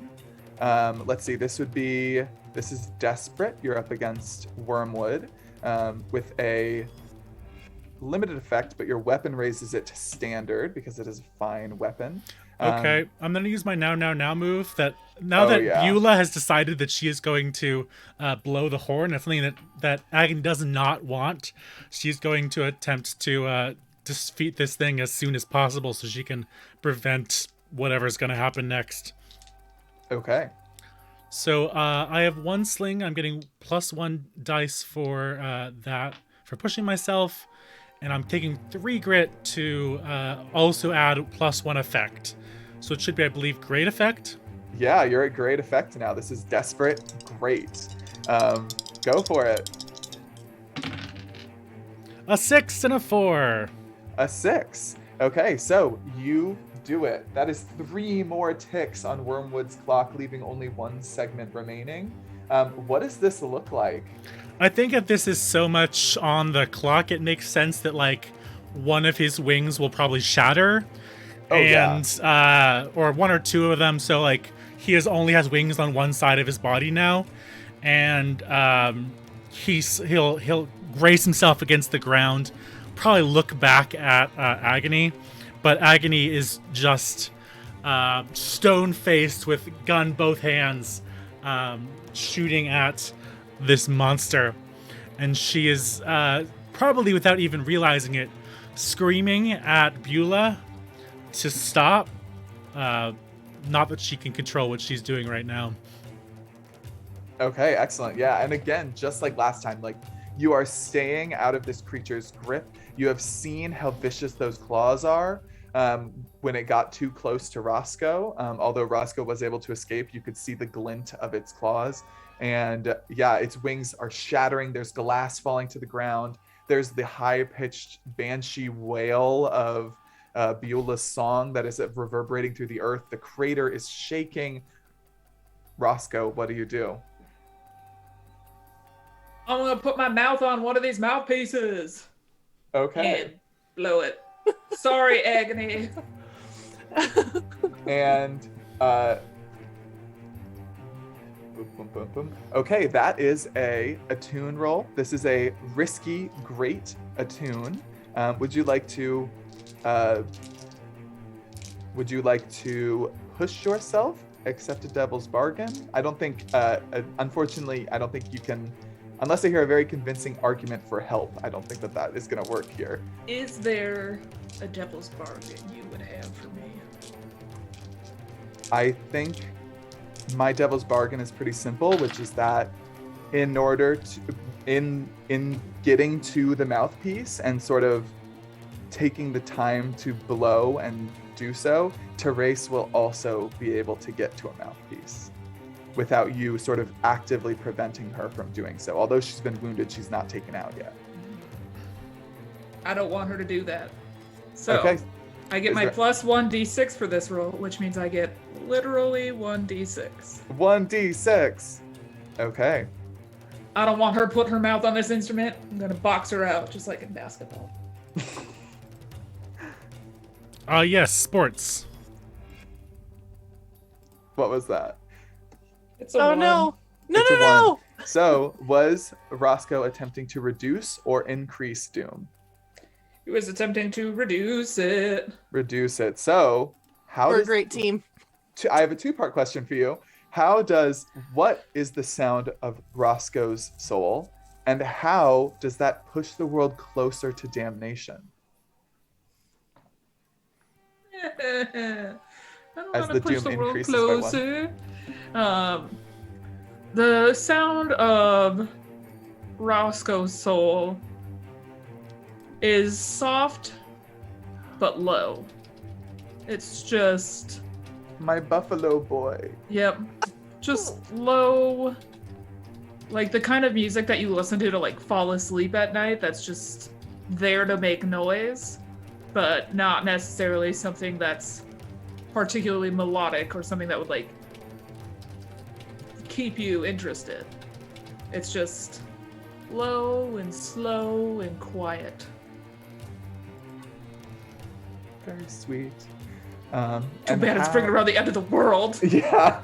So is it that creates like a space, like opportunity for the doom to creep in because it is so sweet and soft? Or is there like a deeply held part of Roscoe, just a little piece of him that sort of sneaks out in this music and pushes the world closer to the edge? I think it's because he cares greatly about resurrection. Mm-hmm. So I think that this is accidental because he's not a very smart man. And that it would be kind of like the doom just creeps in because it's more somber than he intended. Okay. Rather than sleepy, it's somber.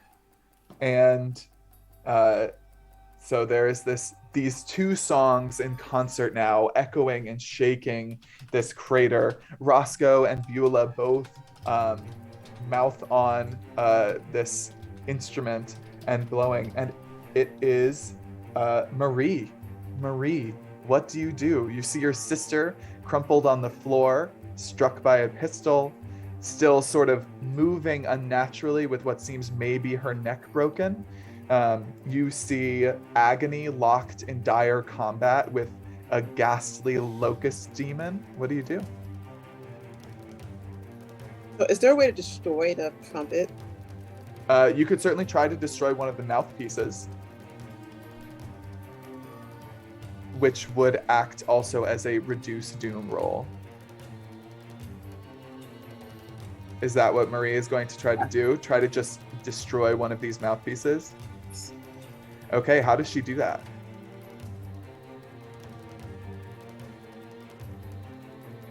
Is this about taking your dagger to it and literally trying to like score and cut it so music can't move through it, or?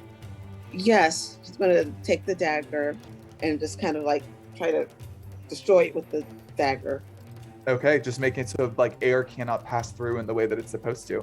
That sounds probably, there's one that's destroy, right? Dun dun dun dun. Let's see. Sorry, Do some serious Disable. damage. Oh, disable. I actually have 2 on that one. Okay, thank you. Yeah, so this sounds like a disable. This is risky. Is your dagger a fine weapon? I don't know. It was like specially made. On your character sheet where it says weapon, does it say fine weapon or does it just say like a weapon, like the weapon? I was using it as an unusual weapon.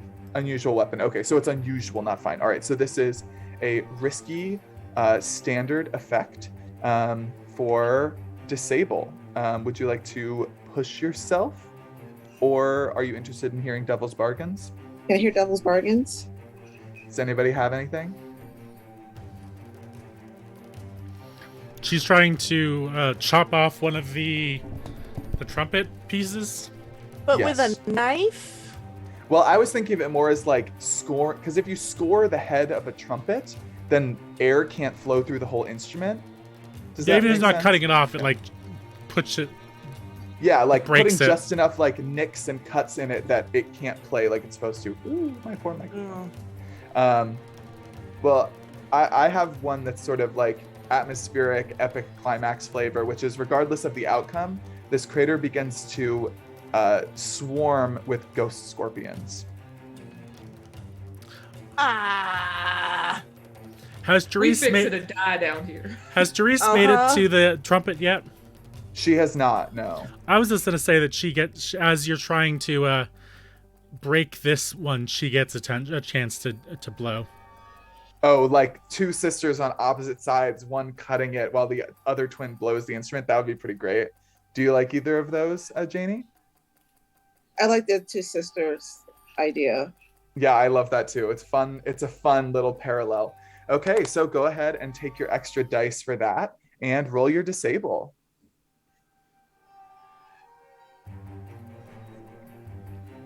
I got a 5, a 4, and a 5. Okay, so that is a 5. So I assume you're trying to reduce doom. That sounds like what you're trying to do. Okay, so you reduce the doom by 1. And your sister is going to attempt to attune. Wow, this is like the first time I've ever rolled in this game. Where'd my dice go? Box. Okay, so she gets 2d6 for an attune. She's not a player character, so she can't push herself or anything like that. Good lord. Oh my god. GMs, be prepared. I can just roll for you. Never! No, I got it. It's she got a 3, or sorry, a 4. So she increases doom by 1. Wow, so that you literally equal each other out. Which is pretty great. So actually, Janie, why don't you tell us, what does the song of Therese's soul sound like? Corrupted by the hellstone that has afflicted her. It actually probably sounds like it would have anyway, which is kind of like a kind of desperate song. A desperate, like very fast, frantic. Yeah. just not quite right sort of song? Yeah. Okay, wonderful. So there's now 3 songs shaking this chamber, and Beulah, you feel the song move completely through you, and you sort of almost like fall off of the mouthpiece. Like you just know the song is done, and it continues to resonate through that enormous twisting structure that has grown and filled this entire chasm. And as you fall backwards, you can see the mouthpiece that you blew from. New filigree of brass is sort of growing out of it, like these long tendrils, almost like it's a flower that is blooming all down its length. And you can hear and see on the opposite side of the room Agony locked in combat, other people blowing on this instrument, and you know that you have done what you can. Blowing again will make no difference. Your song has already been sung. So what does Beulah do here?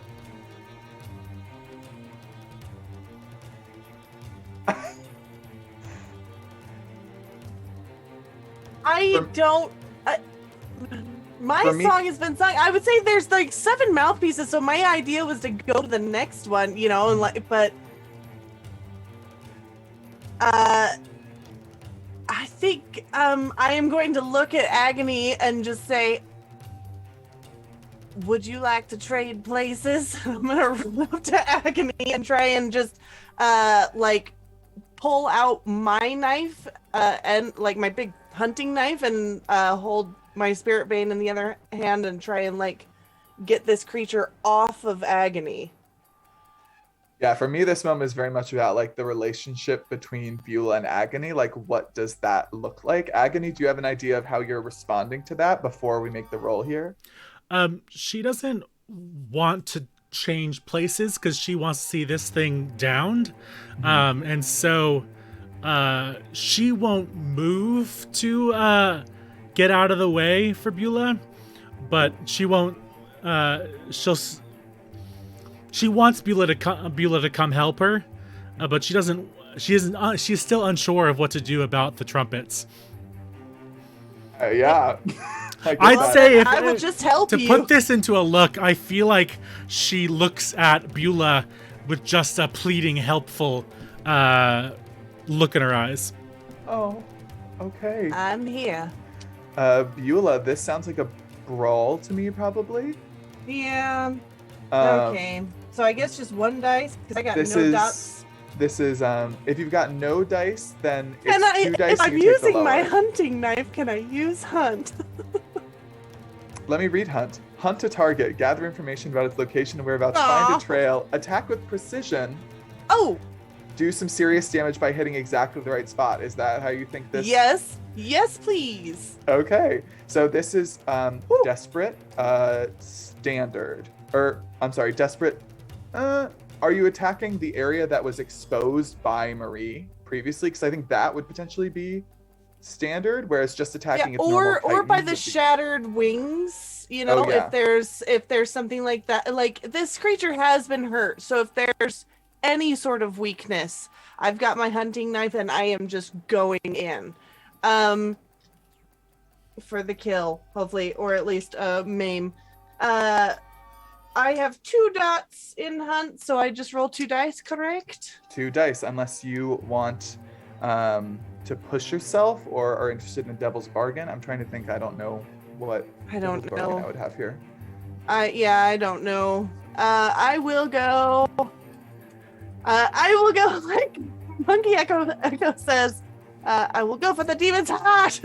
Okay. Okay. Oh, hey, I got a 5. That's my highest. Yes. You do it, but there's a consequence. You suffer severe harm. A serious complication occurs. You have reduced effect. So you were standard, so you get 2 ticks, which means you finish off Wormwood, but it is going to get a final blow on you. Thrust at me. Yep. So why don't you describe your finishing blow, and then we will address the harm. Yeah, I feel like I have blown I've sung my song into the land. I see Agony over here fighting this creature. The sisters are on either sides. Roscoe's dealing with that. And I am going to run over next to Agony and say, I'm here to help, and just thrust my dagger, and I can feel the hunting knife go in and hit and see the look on this creature's face. But it's one of those moments where while they look shocked, they will then grin at me, and I look down and realize that they have gotten me in the same instant.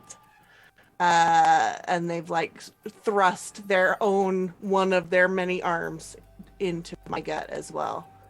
Yeah, so why don't you take the level 3 harm disemboweled? Yep. Unless you'd like to roll to resist that, which would probably take Either you out. way, yeah. I mean, either way, I feel like, well, listen, I'll roll to resist, because if I get to go out in a weird mutated way as the Hellstone overtakes me, I feel like I'm there for that as well. Okay. Marie So- can do it if you want with her ability. What do I roll to resist? This is definitely a physical effect. So you will roll a prowess resist. So the number of dots you have in the first row of Okay, prowess, just that many one. dice. Just one. Oh, Lord, Luca. I got a 4. A 4. So you take 2, mark off 2 grit. Does that give you a stigma?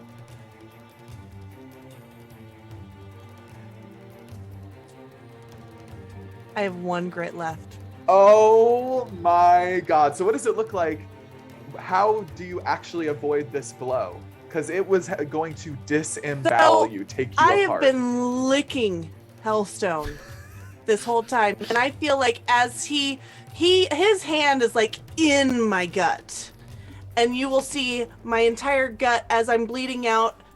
Guts are actually, I am disemboweled. It'll just start to crystallize, pushing his hand back out of my gut and form over the wound, keeping everything in place. Whew.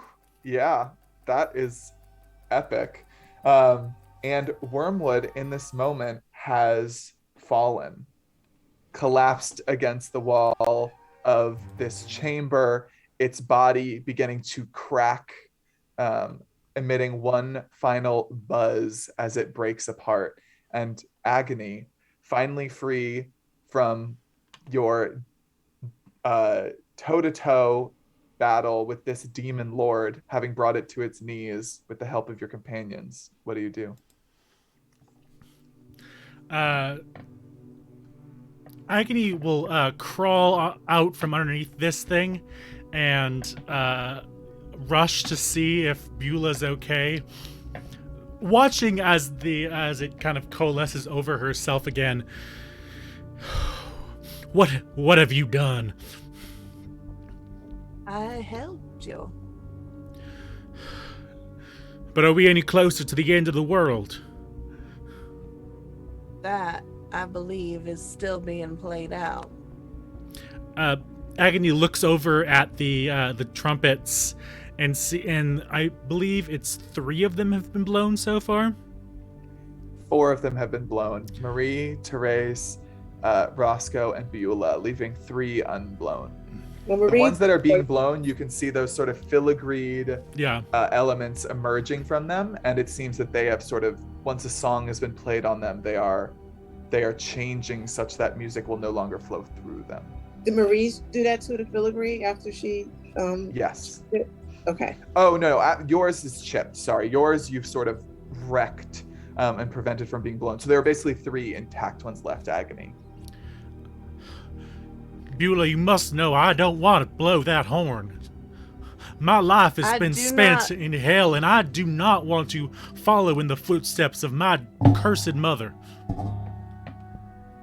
Agony, I don't believe it is a guaranteed end.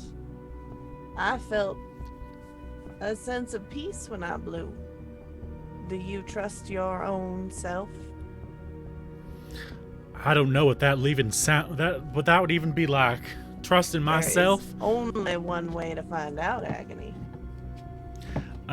She will look over to the trumpets and kind of feel their call, and she puts a hand out to help for Beulah to help steady her as she walks up towards one of the trumpets. And what does she do once she is standing before it? She's gonna take a deep breath and try her best to calm her probably pumping heart. And before she blows, she'll look around and just say, well, there's 3 more.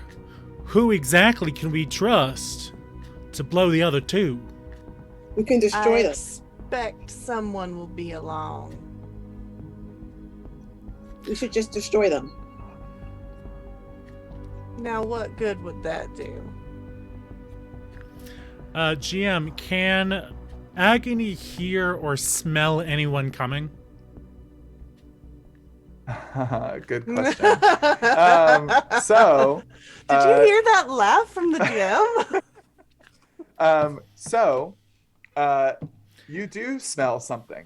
You smell something very familiar. Uh-huh. You smell the lemon-scented beard oil of Bill Scar Morgan, your normal sort of the curator of Hellstone and such, who has worked with you all before.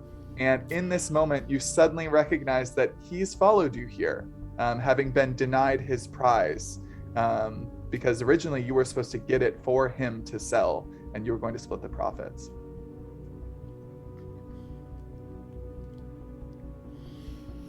Agony will call through the tunnels of the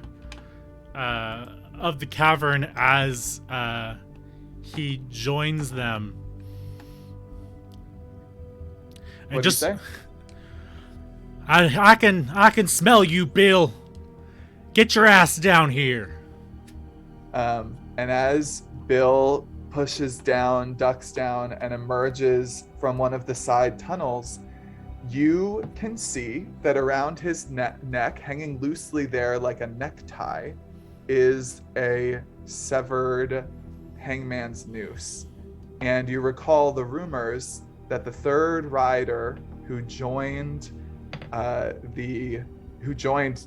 your mother and her companion wore a black hat and had a noose around his neck. And you realize that Bill Scar Morgan is the third rider of the apocalypse. You And bringing he any? just You bringing any of taps your his friends, head. Bill? Oh, your mother will be along shortly, Agony. Quite shortly, in fact. This feels so out of place for this like standoff moment. Mhm. But Agony is gonna quickly turn around, because if there's anyone she can trust, I guess in this very moment it might be herself. And so she's gonna blow one of the remaining horns. Okay, so there's this like standoff moment, like hands hovering towards guns, Mhm. and then you just quickly spin. And what does the song of Agony's soul sound like? It sounds like a lost howl. She's at a, I don't want to say she's at a crossroads, because that means something very different right now, but she's at a point where she doesn't understand her future or her past anymore. So it just sounds like a very woeful howl sound. Okay, go ahead and roll me a risky standard attune. Let's see how it goes. A 4. A 4. So, is the song of Agony's soul, is it increasing or decreasing doom? In her mind, she's trying her best to decrease it. Okay. Is that true in the world? That's the question for you. I think it is, because she's as much as hell has shaped her, she is trying to put it behind her, and like she thought her mother was the last step of just like putting it all behind her, and now she knows that like she can't get that last final step, and so this is the thing, is that Agony does not want the apocalypse to come, but she is filled with so much spite and anger in her life that I don't think I can answer that.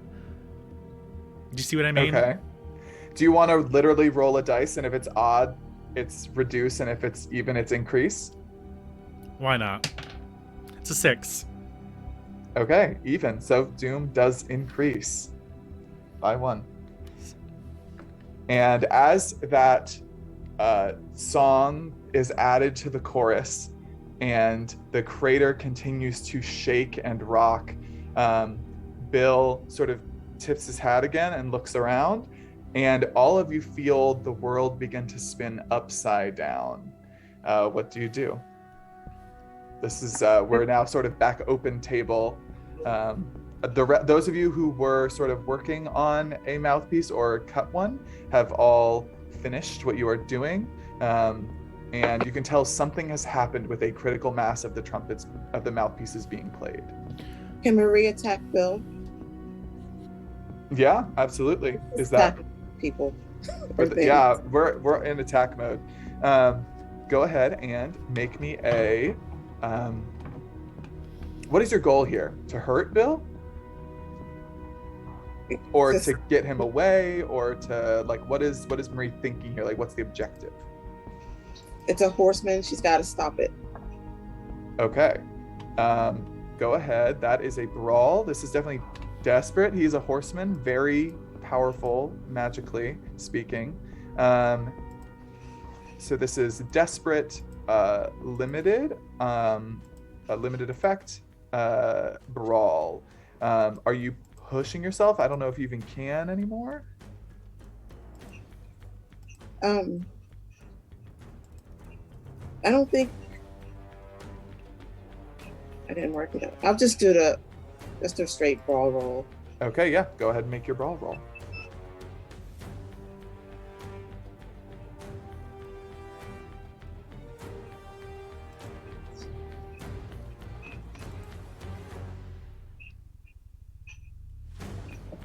Oh, that's not a D. 1. A 1. It's the worst outcome. You suffer severe harm, a serious complication occurs, you lose this opportunity for action. So I think you leap forward to try to stab Bill, and the world is spinning, and Bill looks up and locks eyes with you, and you see that his eyes are just pools of inky blackness, and he snaps his fingers, and you are suddenly choking as if you are suffocating. Go ahead and take the level 2 harm. Let's see, what's a good word for, I guess just suffocating. Yeah, go ahead and take the level 2 harm suffocating. Can she have all of her stigmata wounds like happen to? Oh yeah, I mean your stigmata have been bleeding this whole time, right? Yeah. Like there's probably blood even smeared like on the trumpet mouthpiece that you destroyed. Okay. Unless you'd like to resist, although I think if you resist, you're almost certainly taking a stigmata and getting knocked out, right? Or resist. Yeah, okay. So go ahead and take the level 2 harm suffering. And for everybody, you all see this happen. Marie sort of falls to her knees in front of Bill, and the comet flips upside down, and you begin to get the sensation that you are falling and beginning to fall very rapidly. You can feel yourselves beginning to lift off of the floor, and in the distance you can hear the clopping of hooves. What do you do? I feel like I'm gonna look at the others. I am sorry, Marie. I cannot assist. But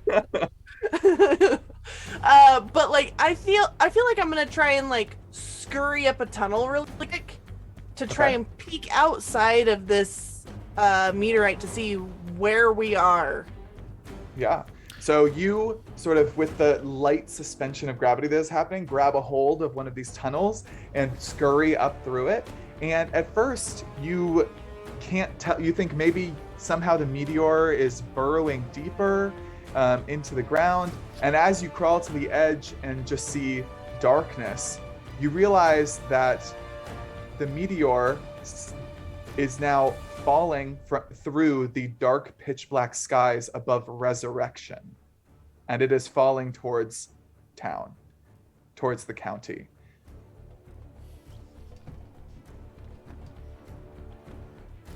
Do you say But anything? I hear hoof print. Yeah. Hoof. Yeah. Yeah, you can hear. Magical hear ass the clopping horsemen. of hooves. Yeah. Mm-hmm. Do I see them at all riding through the air Um, towards us? Not on a cursory glance. I think in order to get information like that, you would have to do a survey. I don't know that I have. We are probably at terminal velocity right now. I have no idea if I would even be able to do that. Could I do that very quickly? Yeah, absolutely. I mean, there's always okay. an opportunity to take action. Yeah, all right. I'm gonna use my one roll to try and survey really quickly before going back to the party. Okay. Oh, I got a 6. I got a 6. Okay. Yeah. Ah! You look out, sort of craning your neck around, and you can see that literally galloping around the meteor as it falls in tighter and tighter concentric circles. You can see the two figures, the two horsemen, the revelatory riders that spoke to you in your hideout earlier. They seem to almost be ushering the meteor downwards towards resurrection. Okay, I am going to call back to join me, like to get up here to the others, and like just yelling back as loudly as I can. And I would like to try and leap onto one of their horses, like train robber style, from a moving train to the horse. Oh my god. Okay, are you aiming for the white rider or the red rider? In other words, Patience or what is left, or the sort of pallid light figure that is all that is left of Maddox. I will leave Patience for Agni, and I will try and hop on the back of Maddox's horse. God, this is so beyond insanely desperate. Like, if you fall, Yeah. like... Well, I mean, in my mind, we are either going to crash into the ground in a meteor blast, or I fall alone with the wind around me in a nice quiet moment. So, it's fine. Okay. This is traversing obstacles, climb, swim, jump, run, seems to me. So I would say this is a prowl roll. This is definitely desperate. Shit, yeah, 3 dice. Is this where we see the equipment that you got come out? The asset that you acquired during the downtime?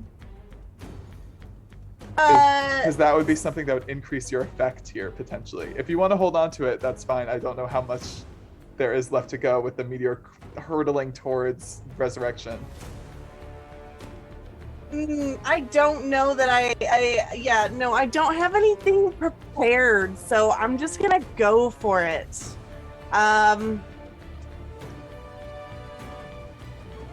Okay. Go for it. I'm gonna go. I got a 5. A 5. What does that mean? You do it, but there's a complication. You suffer severe harm. A serious complication occurs. You have reduced effect. I think you do it. You leap through the air, wind whistling past you, and land scrabbling on the edge of Maddox's pale horse, scrabbling up behind them. And as you do, you feel the revealed hellstone cavity of your chest grow warm, and you can feel yourself being drawn into and merging with Maddox, becoming part of the first rider. Okay. Maddox has glowing cracks all over their body, correct? Well, those cracks cracked open. At the end, all we were left with was you described them as Okay, so they're a humanoid outline of light. totally light. Yes, and it seems that they are either absorbing you or that you are going to be recast as a 7th shadow. Or no, wait. Oh, I'm sorry. Never mind. Patience had the shadows. Never mind. Yeah, I'd like to push them off the horse. Okay, we're gonna jump somebody else and we'll come back to that. I know what I do want to do, actually, if you don't mind. Having felt the kind of doom that was brought about by the blowing of the horn, I think Agony falls to the ground in kind of a state of despair. I was gonna say agony, and appropriate. And when she does that, she finds her bag that is full of explosives, and Agony is going to, without thinking, start stuffing all the remaining horns with some dynamite, and she's gonna try to set it off. Okay, Roscoe and Marie, you see Agony just, I mean, is this like tears streaming down your face sort of despair, or is this like steadfast, like this is it, like it's over despair? This is, the latter. This is definitely like, Okay. there were tears for a second, and she's cleared them just enough to like give herself some kind of fuck it, this is it, like face, as she tries to destroy the meteor. Okay. And while you're sort of prepping that, Roscoe and Marie, you see Agony doing this, just like this chilling expression of just almost emotionless affect on her face, just determination. What do the two of you do? And you were told by Beulah that the horsemen are outside and that you're falling. Any thoughts here? Do we all know that we can't like play another song at this point? Yeah, you can just feel that. That's something that I just am feels helping true. Agony then. Okay. And Can I Marie, say what are you just doing? narratively that there's a moment where both Agony and Roscoe reach for the explosives, and there's a kind of a understanding between the two of them just in a single look as the two of them split apart and try to cover more ground. Okay, so as the two of you are doing this, Bill sort of takes a half step backwards. You can hear the clack of his boot heel on the ground, and he tips his hat back up, and he says, I hate to end a business relationship this way, but and the noose around his neck swings up as if to hang him, and as soon as tension begins to draw on it, he just turns into black smoke and disappears. Marie, what do? You are choking, but you can still hear and see everything else that's going on around you. Just toss the rest of my dynamite over so they can have it. Oh, so you're like, I'm going down with this ship? Well, there's nothing really else that she can do. She's choking. Well, it's a level 2 harm, so although that's like definitely scary and uncomfortable, it's not like she's incapacitated, she hasn't been taken out of this run. Like, if there's something else you think she would like to try to do, like, we can figure out what that looks like. So A level 2 harm just means you get -1 dice on any action you roll. So it's still very possible to accomplish things, you just have 1 fewer dice.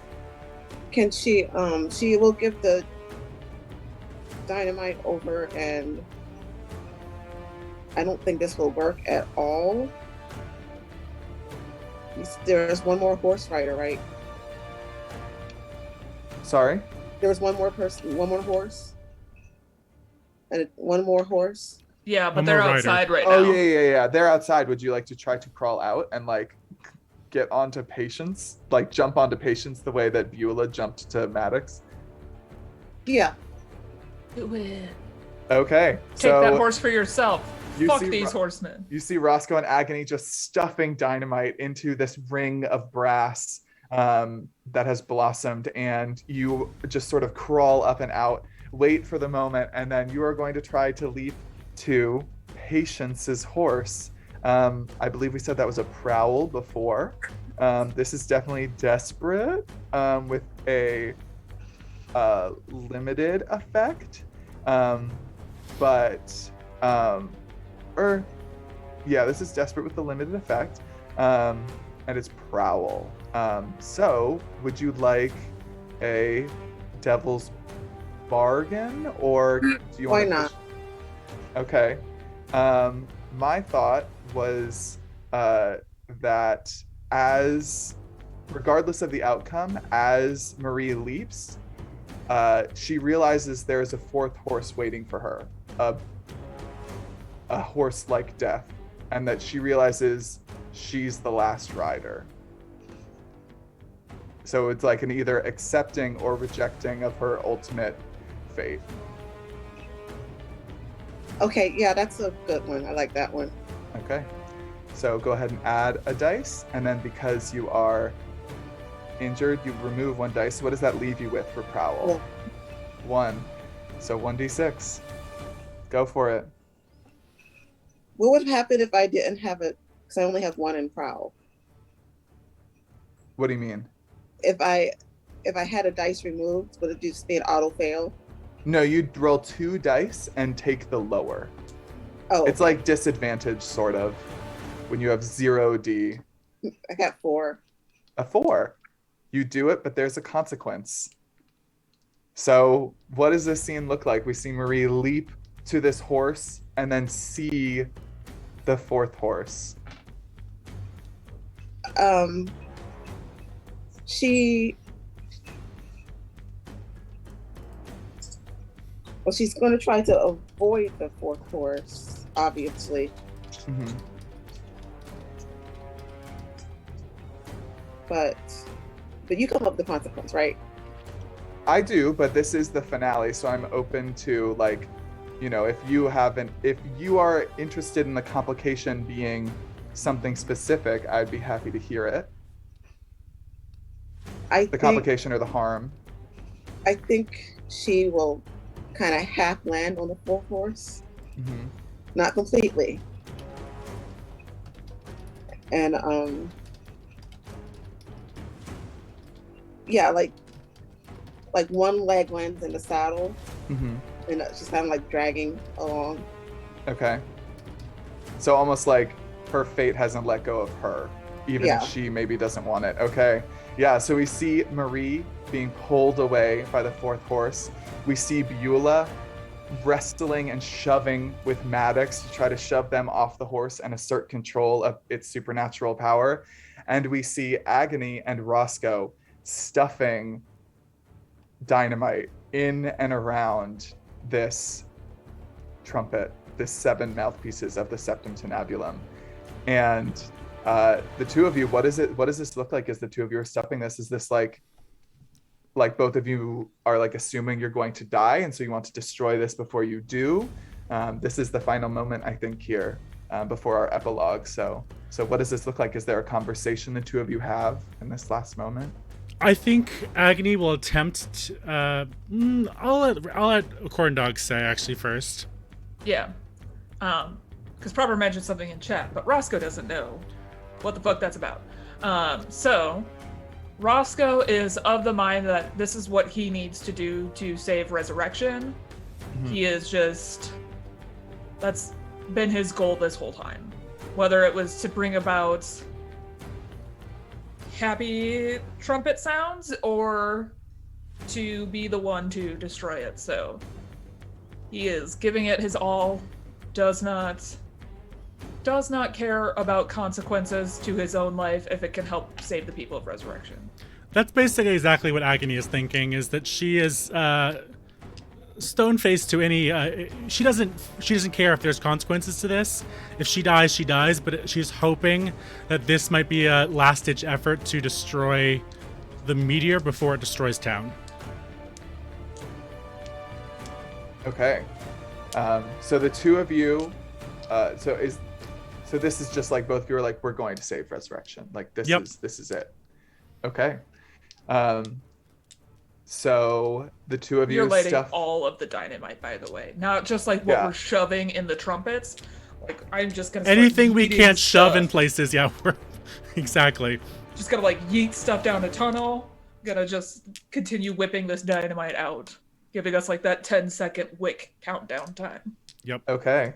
And as you light the wick with a very, very short countdown, hearing the scream of wind whistling around this meteor as it hurtles down towards Resurrection, you light the fuse. And what do you do? I run back to Agony and hold her. Same. Okay. And there's not a mechanic for this. Mm-hmm. Did you? Basically, she's going to put all of her power that she can possibly come up with in her soul to protect Roscoe, even if that means that at the detriment of herself. Okay. And is this your one of those days move that you're trying to use? I'm trying not to say it because I don't like, unless you ask me to roll, I don't want to do it. But basically, I have a move called One of These Days. You may expend your special armor to resist a consequence from a desperate roll, or to escape from whatever or wherever you want for now. And so she is trying her best to bring up the hell flames that we talked about in, I think, episode 2, and or episode 3 technically, and use it to help Roscoe escape. Okay. Herself too, but Roscoe's more important at this moment. So I think for me, the narrative question here is, what is more interesting and satisfying for you as a player proper? Do you want Agony to be destroyed in this moment here, but help Roscoe escape? Or do you want the both of you to survive? Because I think I'm open to either. I don't think there's necessarily a role here because of the way we interpreted your move before. I think I could see a tune roll, but here's a sort of third option. I think we both escape, but it's a there are consequences, kind of like a mixed success roll kind of thing, where the two of us do escape, but Agony is put into danger greater than death, if that makes sense. Sure. Maybe Agony is trapped again in the burning beyond. Sounds good. Okay. What does that look like? Describe for me, please. And then I guess Roscoe will be our last man standing, and you will get to describe the final shot before our epilogue. It looks like as the ball of fire encases the inside of this cavern, flames erupt around Roscoe and Agony, dragging Agony back into hell. And Roscoe, where do you want to wind up? What makes sense narratively? I'd like to think that neither of us knew that there were horses outside. I don't think we do. But as part of your, you might end up with Patience. I feel that might be appropriate. Either with Patience or just magically on the other horse. Empty one, because he's real big, and I think Marie's on the one with Patience, right? No, Marie is on the fourth horse, sort of being dragged by the fourth. He's being dragged by the fourth one. That feels appropriate because then the person that Agony has been attempting to spite this entire time has taken one of Agony's friends. Feels appropriate. Yeah, I'd like to think that Roscoe ends up on Agony's horse. Like, it's the other tether to this family unit, essentially. So as Agony was tapping into her powers, like, she inherited those from somewhere. Mm-hmm. So I'll hop on the horse of Agony's mom. Okay. And by hop on, I mean suddenly appear. In the eruption of hellfire and sulfur and brimstone.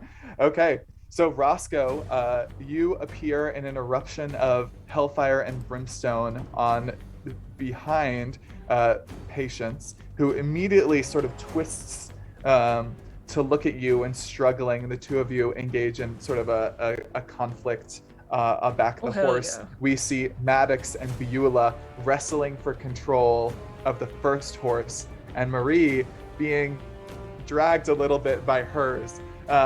And as this crater hurtles down towards resurrection, there is a pause, and it erupts, sending shards of dark stone and brass in every direction, but unable to seed this world with a new trumpet and dooming it to a dark future. And I think that is where our adventure here ends. And so we're going to go around the table with brief epilogues for each character. So starting with Roscoe, 1 year from the events of this, where do we find Roscoe? What is he doing? What part of Resurrection is he living in? Resurrection is probably still dangerous, but the worst has passed. And although darkness and the horsemen are still here, this big bid for the end has been thwarted, and so they will have to wait and find another way. I would like to think that Roscoe is sitting in a rocking chair on his front porch, drinking some sweet tea, with a somber look in his eyes. He has 2 horses out front. One is Lightning, a fine horse, who has been here this whole time, everybody. And then the other one looks very familiar to that horse that we saw him hop on the back of. And then our sweet, sweet, simple man, it kind of zooms into the house behind him as he sits on the front porch to go downstairs, where he has Agony's mother chained up. And it's like a very, very dark, twisted ending.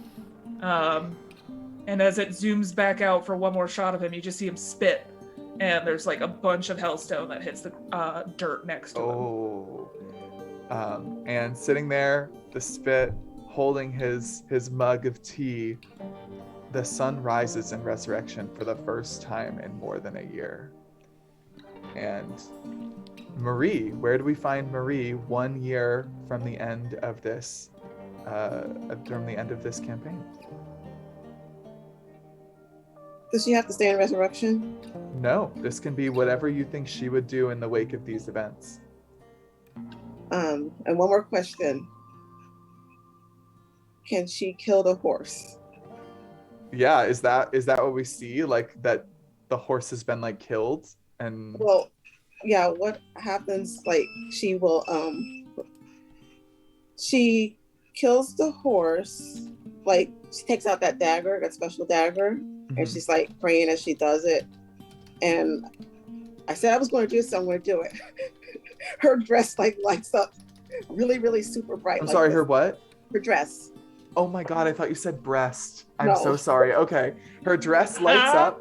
You can Yeah, see it's like- the blood of her stigmata splattering this pale horse-like death as she just stabs it over and over again, praying under her breath and watching it wither and decay. Yeah, and then if you will see her leave, she just leaves. She's like, her dress is still bright, and she just goes off into the desert. She just walks away. And there's a new angel wandering Resurrection County. And Beulah, where do we find you 1 year after the events of this campaign? Occasionally, Roscoe will find a small sack of hellstone on his back porch. Terrible. And every Freshly once in a licked. while, he may catch a glimpse of some figure sticking to the shadows, just that harsh black and white blinding light against the hard cutting shadows of the buildings in the desert. As I wander into town, trading what I scavenge and returning out to the desert. I would say a year after these events, I would have found a nice little pocket of hellstone that I've been working on, slowly excavating. And I think that at one point, now that it's been a whole year, I am there in my quiet routine, slowly in this pocket of hellstone, excavating it like I do, putting the really good pieces in my bag, saving the smaller pieces or the lucky pieces in a separate smaller bag, when there is a cracking, shuddering sound, and as I reach my hand forward, a hand reaches out from behind the hellstone and grasps onto my wrist. Do we recognize the hand? I don't know. Do we proper? I think a year after the events at Resurrection, we see Agony is toiling in hell. She is scarred and she is burned, and she is. I like the idea that hell is basically unknowable, but we see her working in what looks like a mine as well, and as she chips her pickaxe into the stone, a little shard of hellstone falls down next to her. She picks it up and sees that the crack has opened up wider than she expected, and she reaches her hand through and grabs onto Beulah's. And with the last image, the clasped arms of Beulah and Agony, that is the end of our campaign of Blood and Grit. Thank you all so much for joining us for this epic finale. I have been your trumpet-blowing game master, Zeke Gonzalez. I am a graduate student and a game designer, and you can find me on Twitter at Fantasy Ecology. Now, our posse of Hellstone scavengers, the scoundrels of Hell's Kin that somehow made it through these events alive, were played by Proper. Hello, my name is Proper Nerdy. I'm a TPK staff member, role player, game master, and designer. And today I played Agony Hawthorne, the daughter of Patience Hawthorne from our setup episode. And thank you, Luca, for that last minute idea. That was really, really lovely. And you can find me as Proper Nerdy in most places. You can find my much, much less ominous game, Generational, on itch.io. And if you want more drama, you can see my current magnum opus. Madness Calls It Forth, a Knights of Paintown a State of Mist campaign based on Knights of Paintown, once a month here on TPK Roleplay. Luca, do you want to take it away? Hi, I'm Luke Locke, and today I played Beulah Violet Clay. And you're welcome, Proper. I'm your Huckleberry. And stick around later today. We are premiering their Lord of the Rings mini-series, Shadow over Arnor, DM'd by Fazul, also known as One Shot RPG on Twitter. And it's going to be a good time. This was a fantastic campaign. Zeke, the lore was so good. But instead of gushing a whole bunch, I will move it on over to Corndog. It's me, Corndog McGraw. I played the handsome gentleman Roscoe Clark, who did his best, and is hoping to be visited by some friends someday. Especially because he has a treat for them downstairs. But you can catch me on the internet at Corndog McGraw, or Coach Corndog, depending on what you're on. And then you will see me here later tonight, where I will play a handsome woman. And it'll be great. I'm very excited. And our beloved... Oh, sorry. Oh, sorry. I was just going to be like, and Janie. Yeah. I am Janie. I played Marie, who was raised to start this apocalypse and accidentally sort of did and decided no. It's the ultimate rebellion. And who now is just wandering the desert, I guess. I'll try to remember to update my schedule on my Twitter at Vinny7575. This has been a lot of fun. I love getting to play what we did, and yeah, it's just a lot of fun. Now, I have a question. Was Beulah like looking to Hellstone and she was harvesting it? Probably some of the luckier pieces. Absolutely. We should all stop by and see Roscoe at some point. Like licking a spicy battery. Any last words before we go out for the last time, Zeke? I do, yes. So I want to shout out again this game and the game that it is a hack of. So this has been Blood and Grit, a mini campaign of Fistful of Darkness by Stefan Struck, which is a Weird West hack of Blades in the Dark by John Harper. Both are incredible games. I've had an absolute blast. It's very easy to GM and get into. The characters and the moves and the world is very flavorful and easy to be inspired by. I highly recommend checking out both games. They're an absolutely wonderful time, and I had an amazing time at this table. So, I guess this is our final goodbye. So thank you everyone for watching Blood and Grit. Go buy Fistful of Darkness.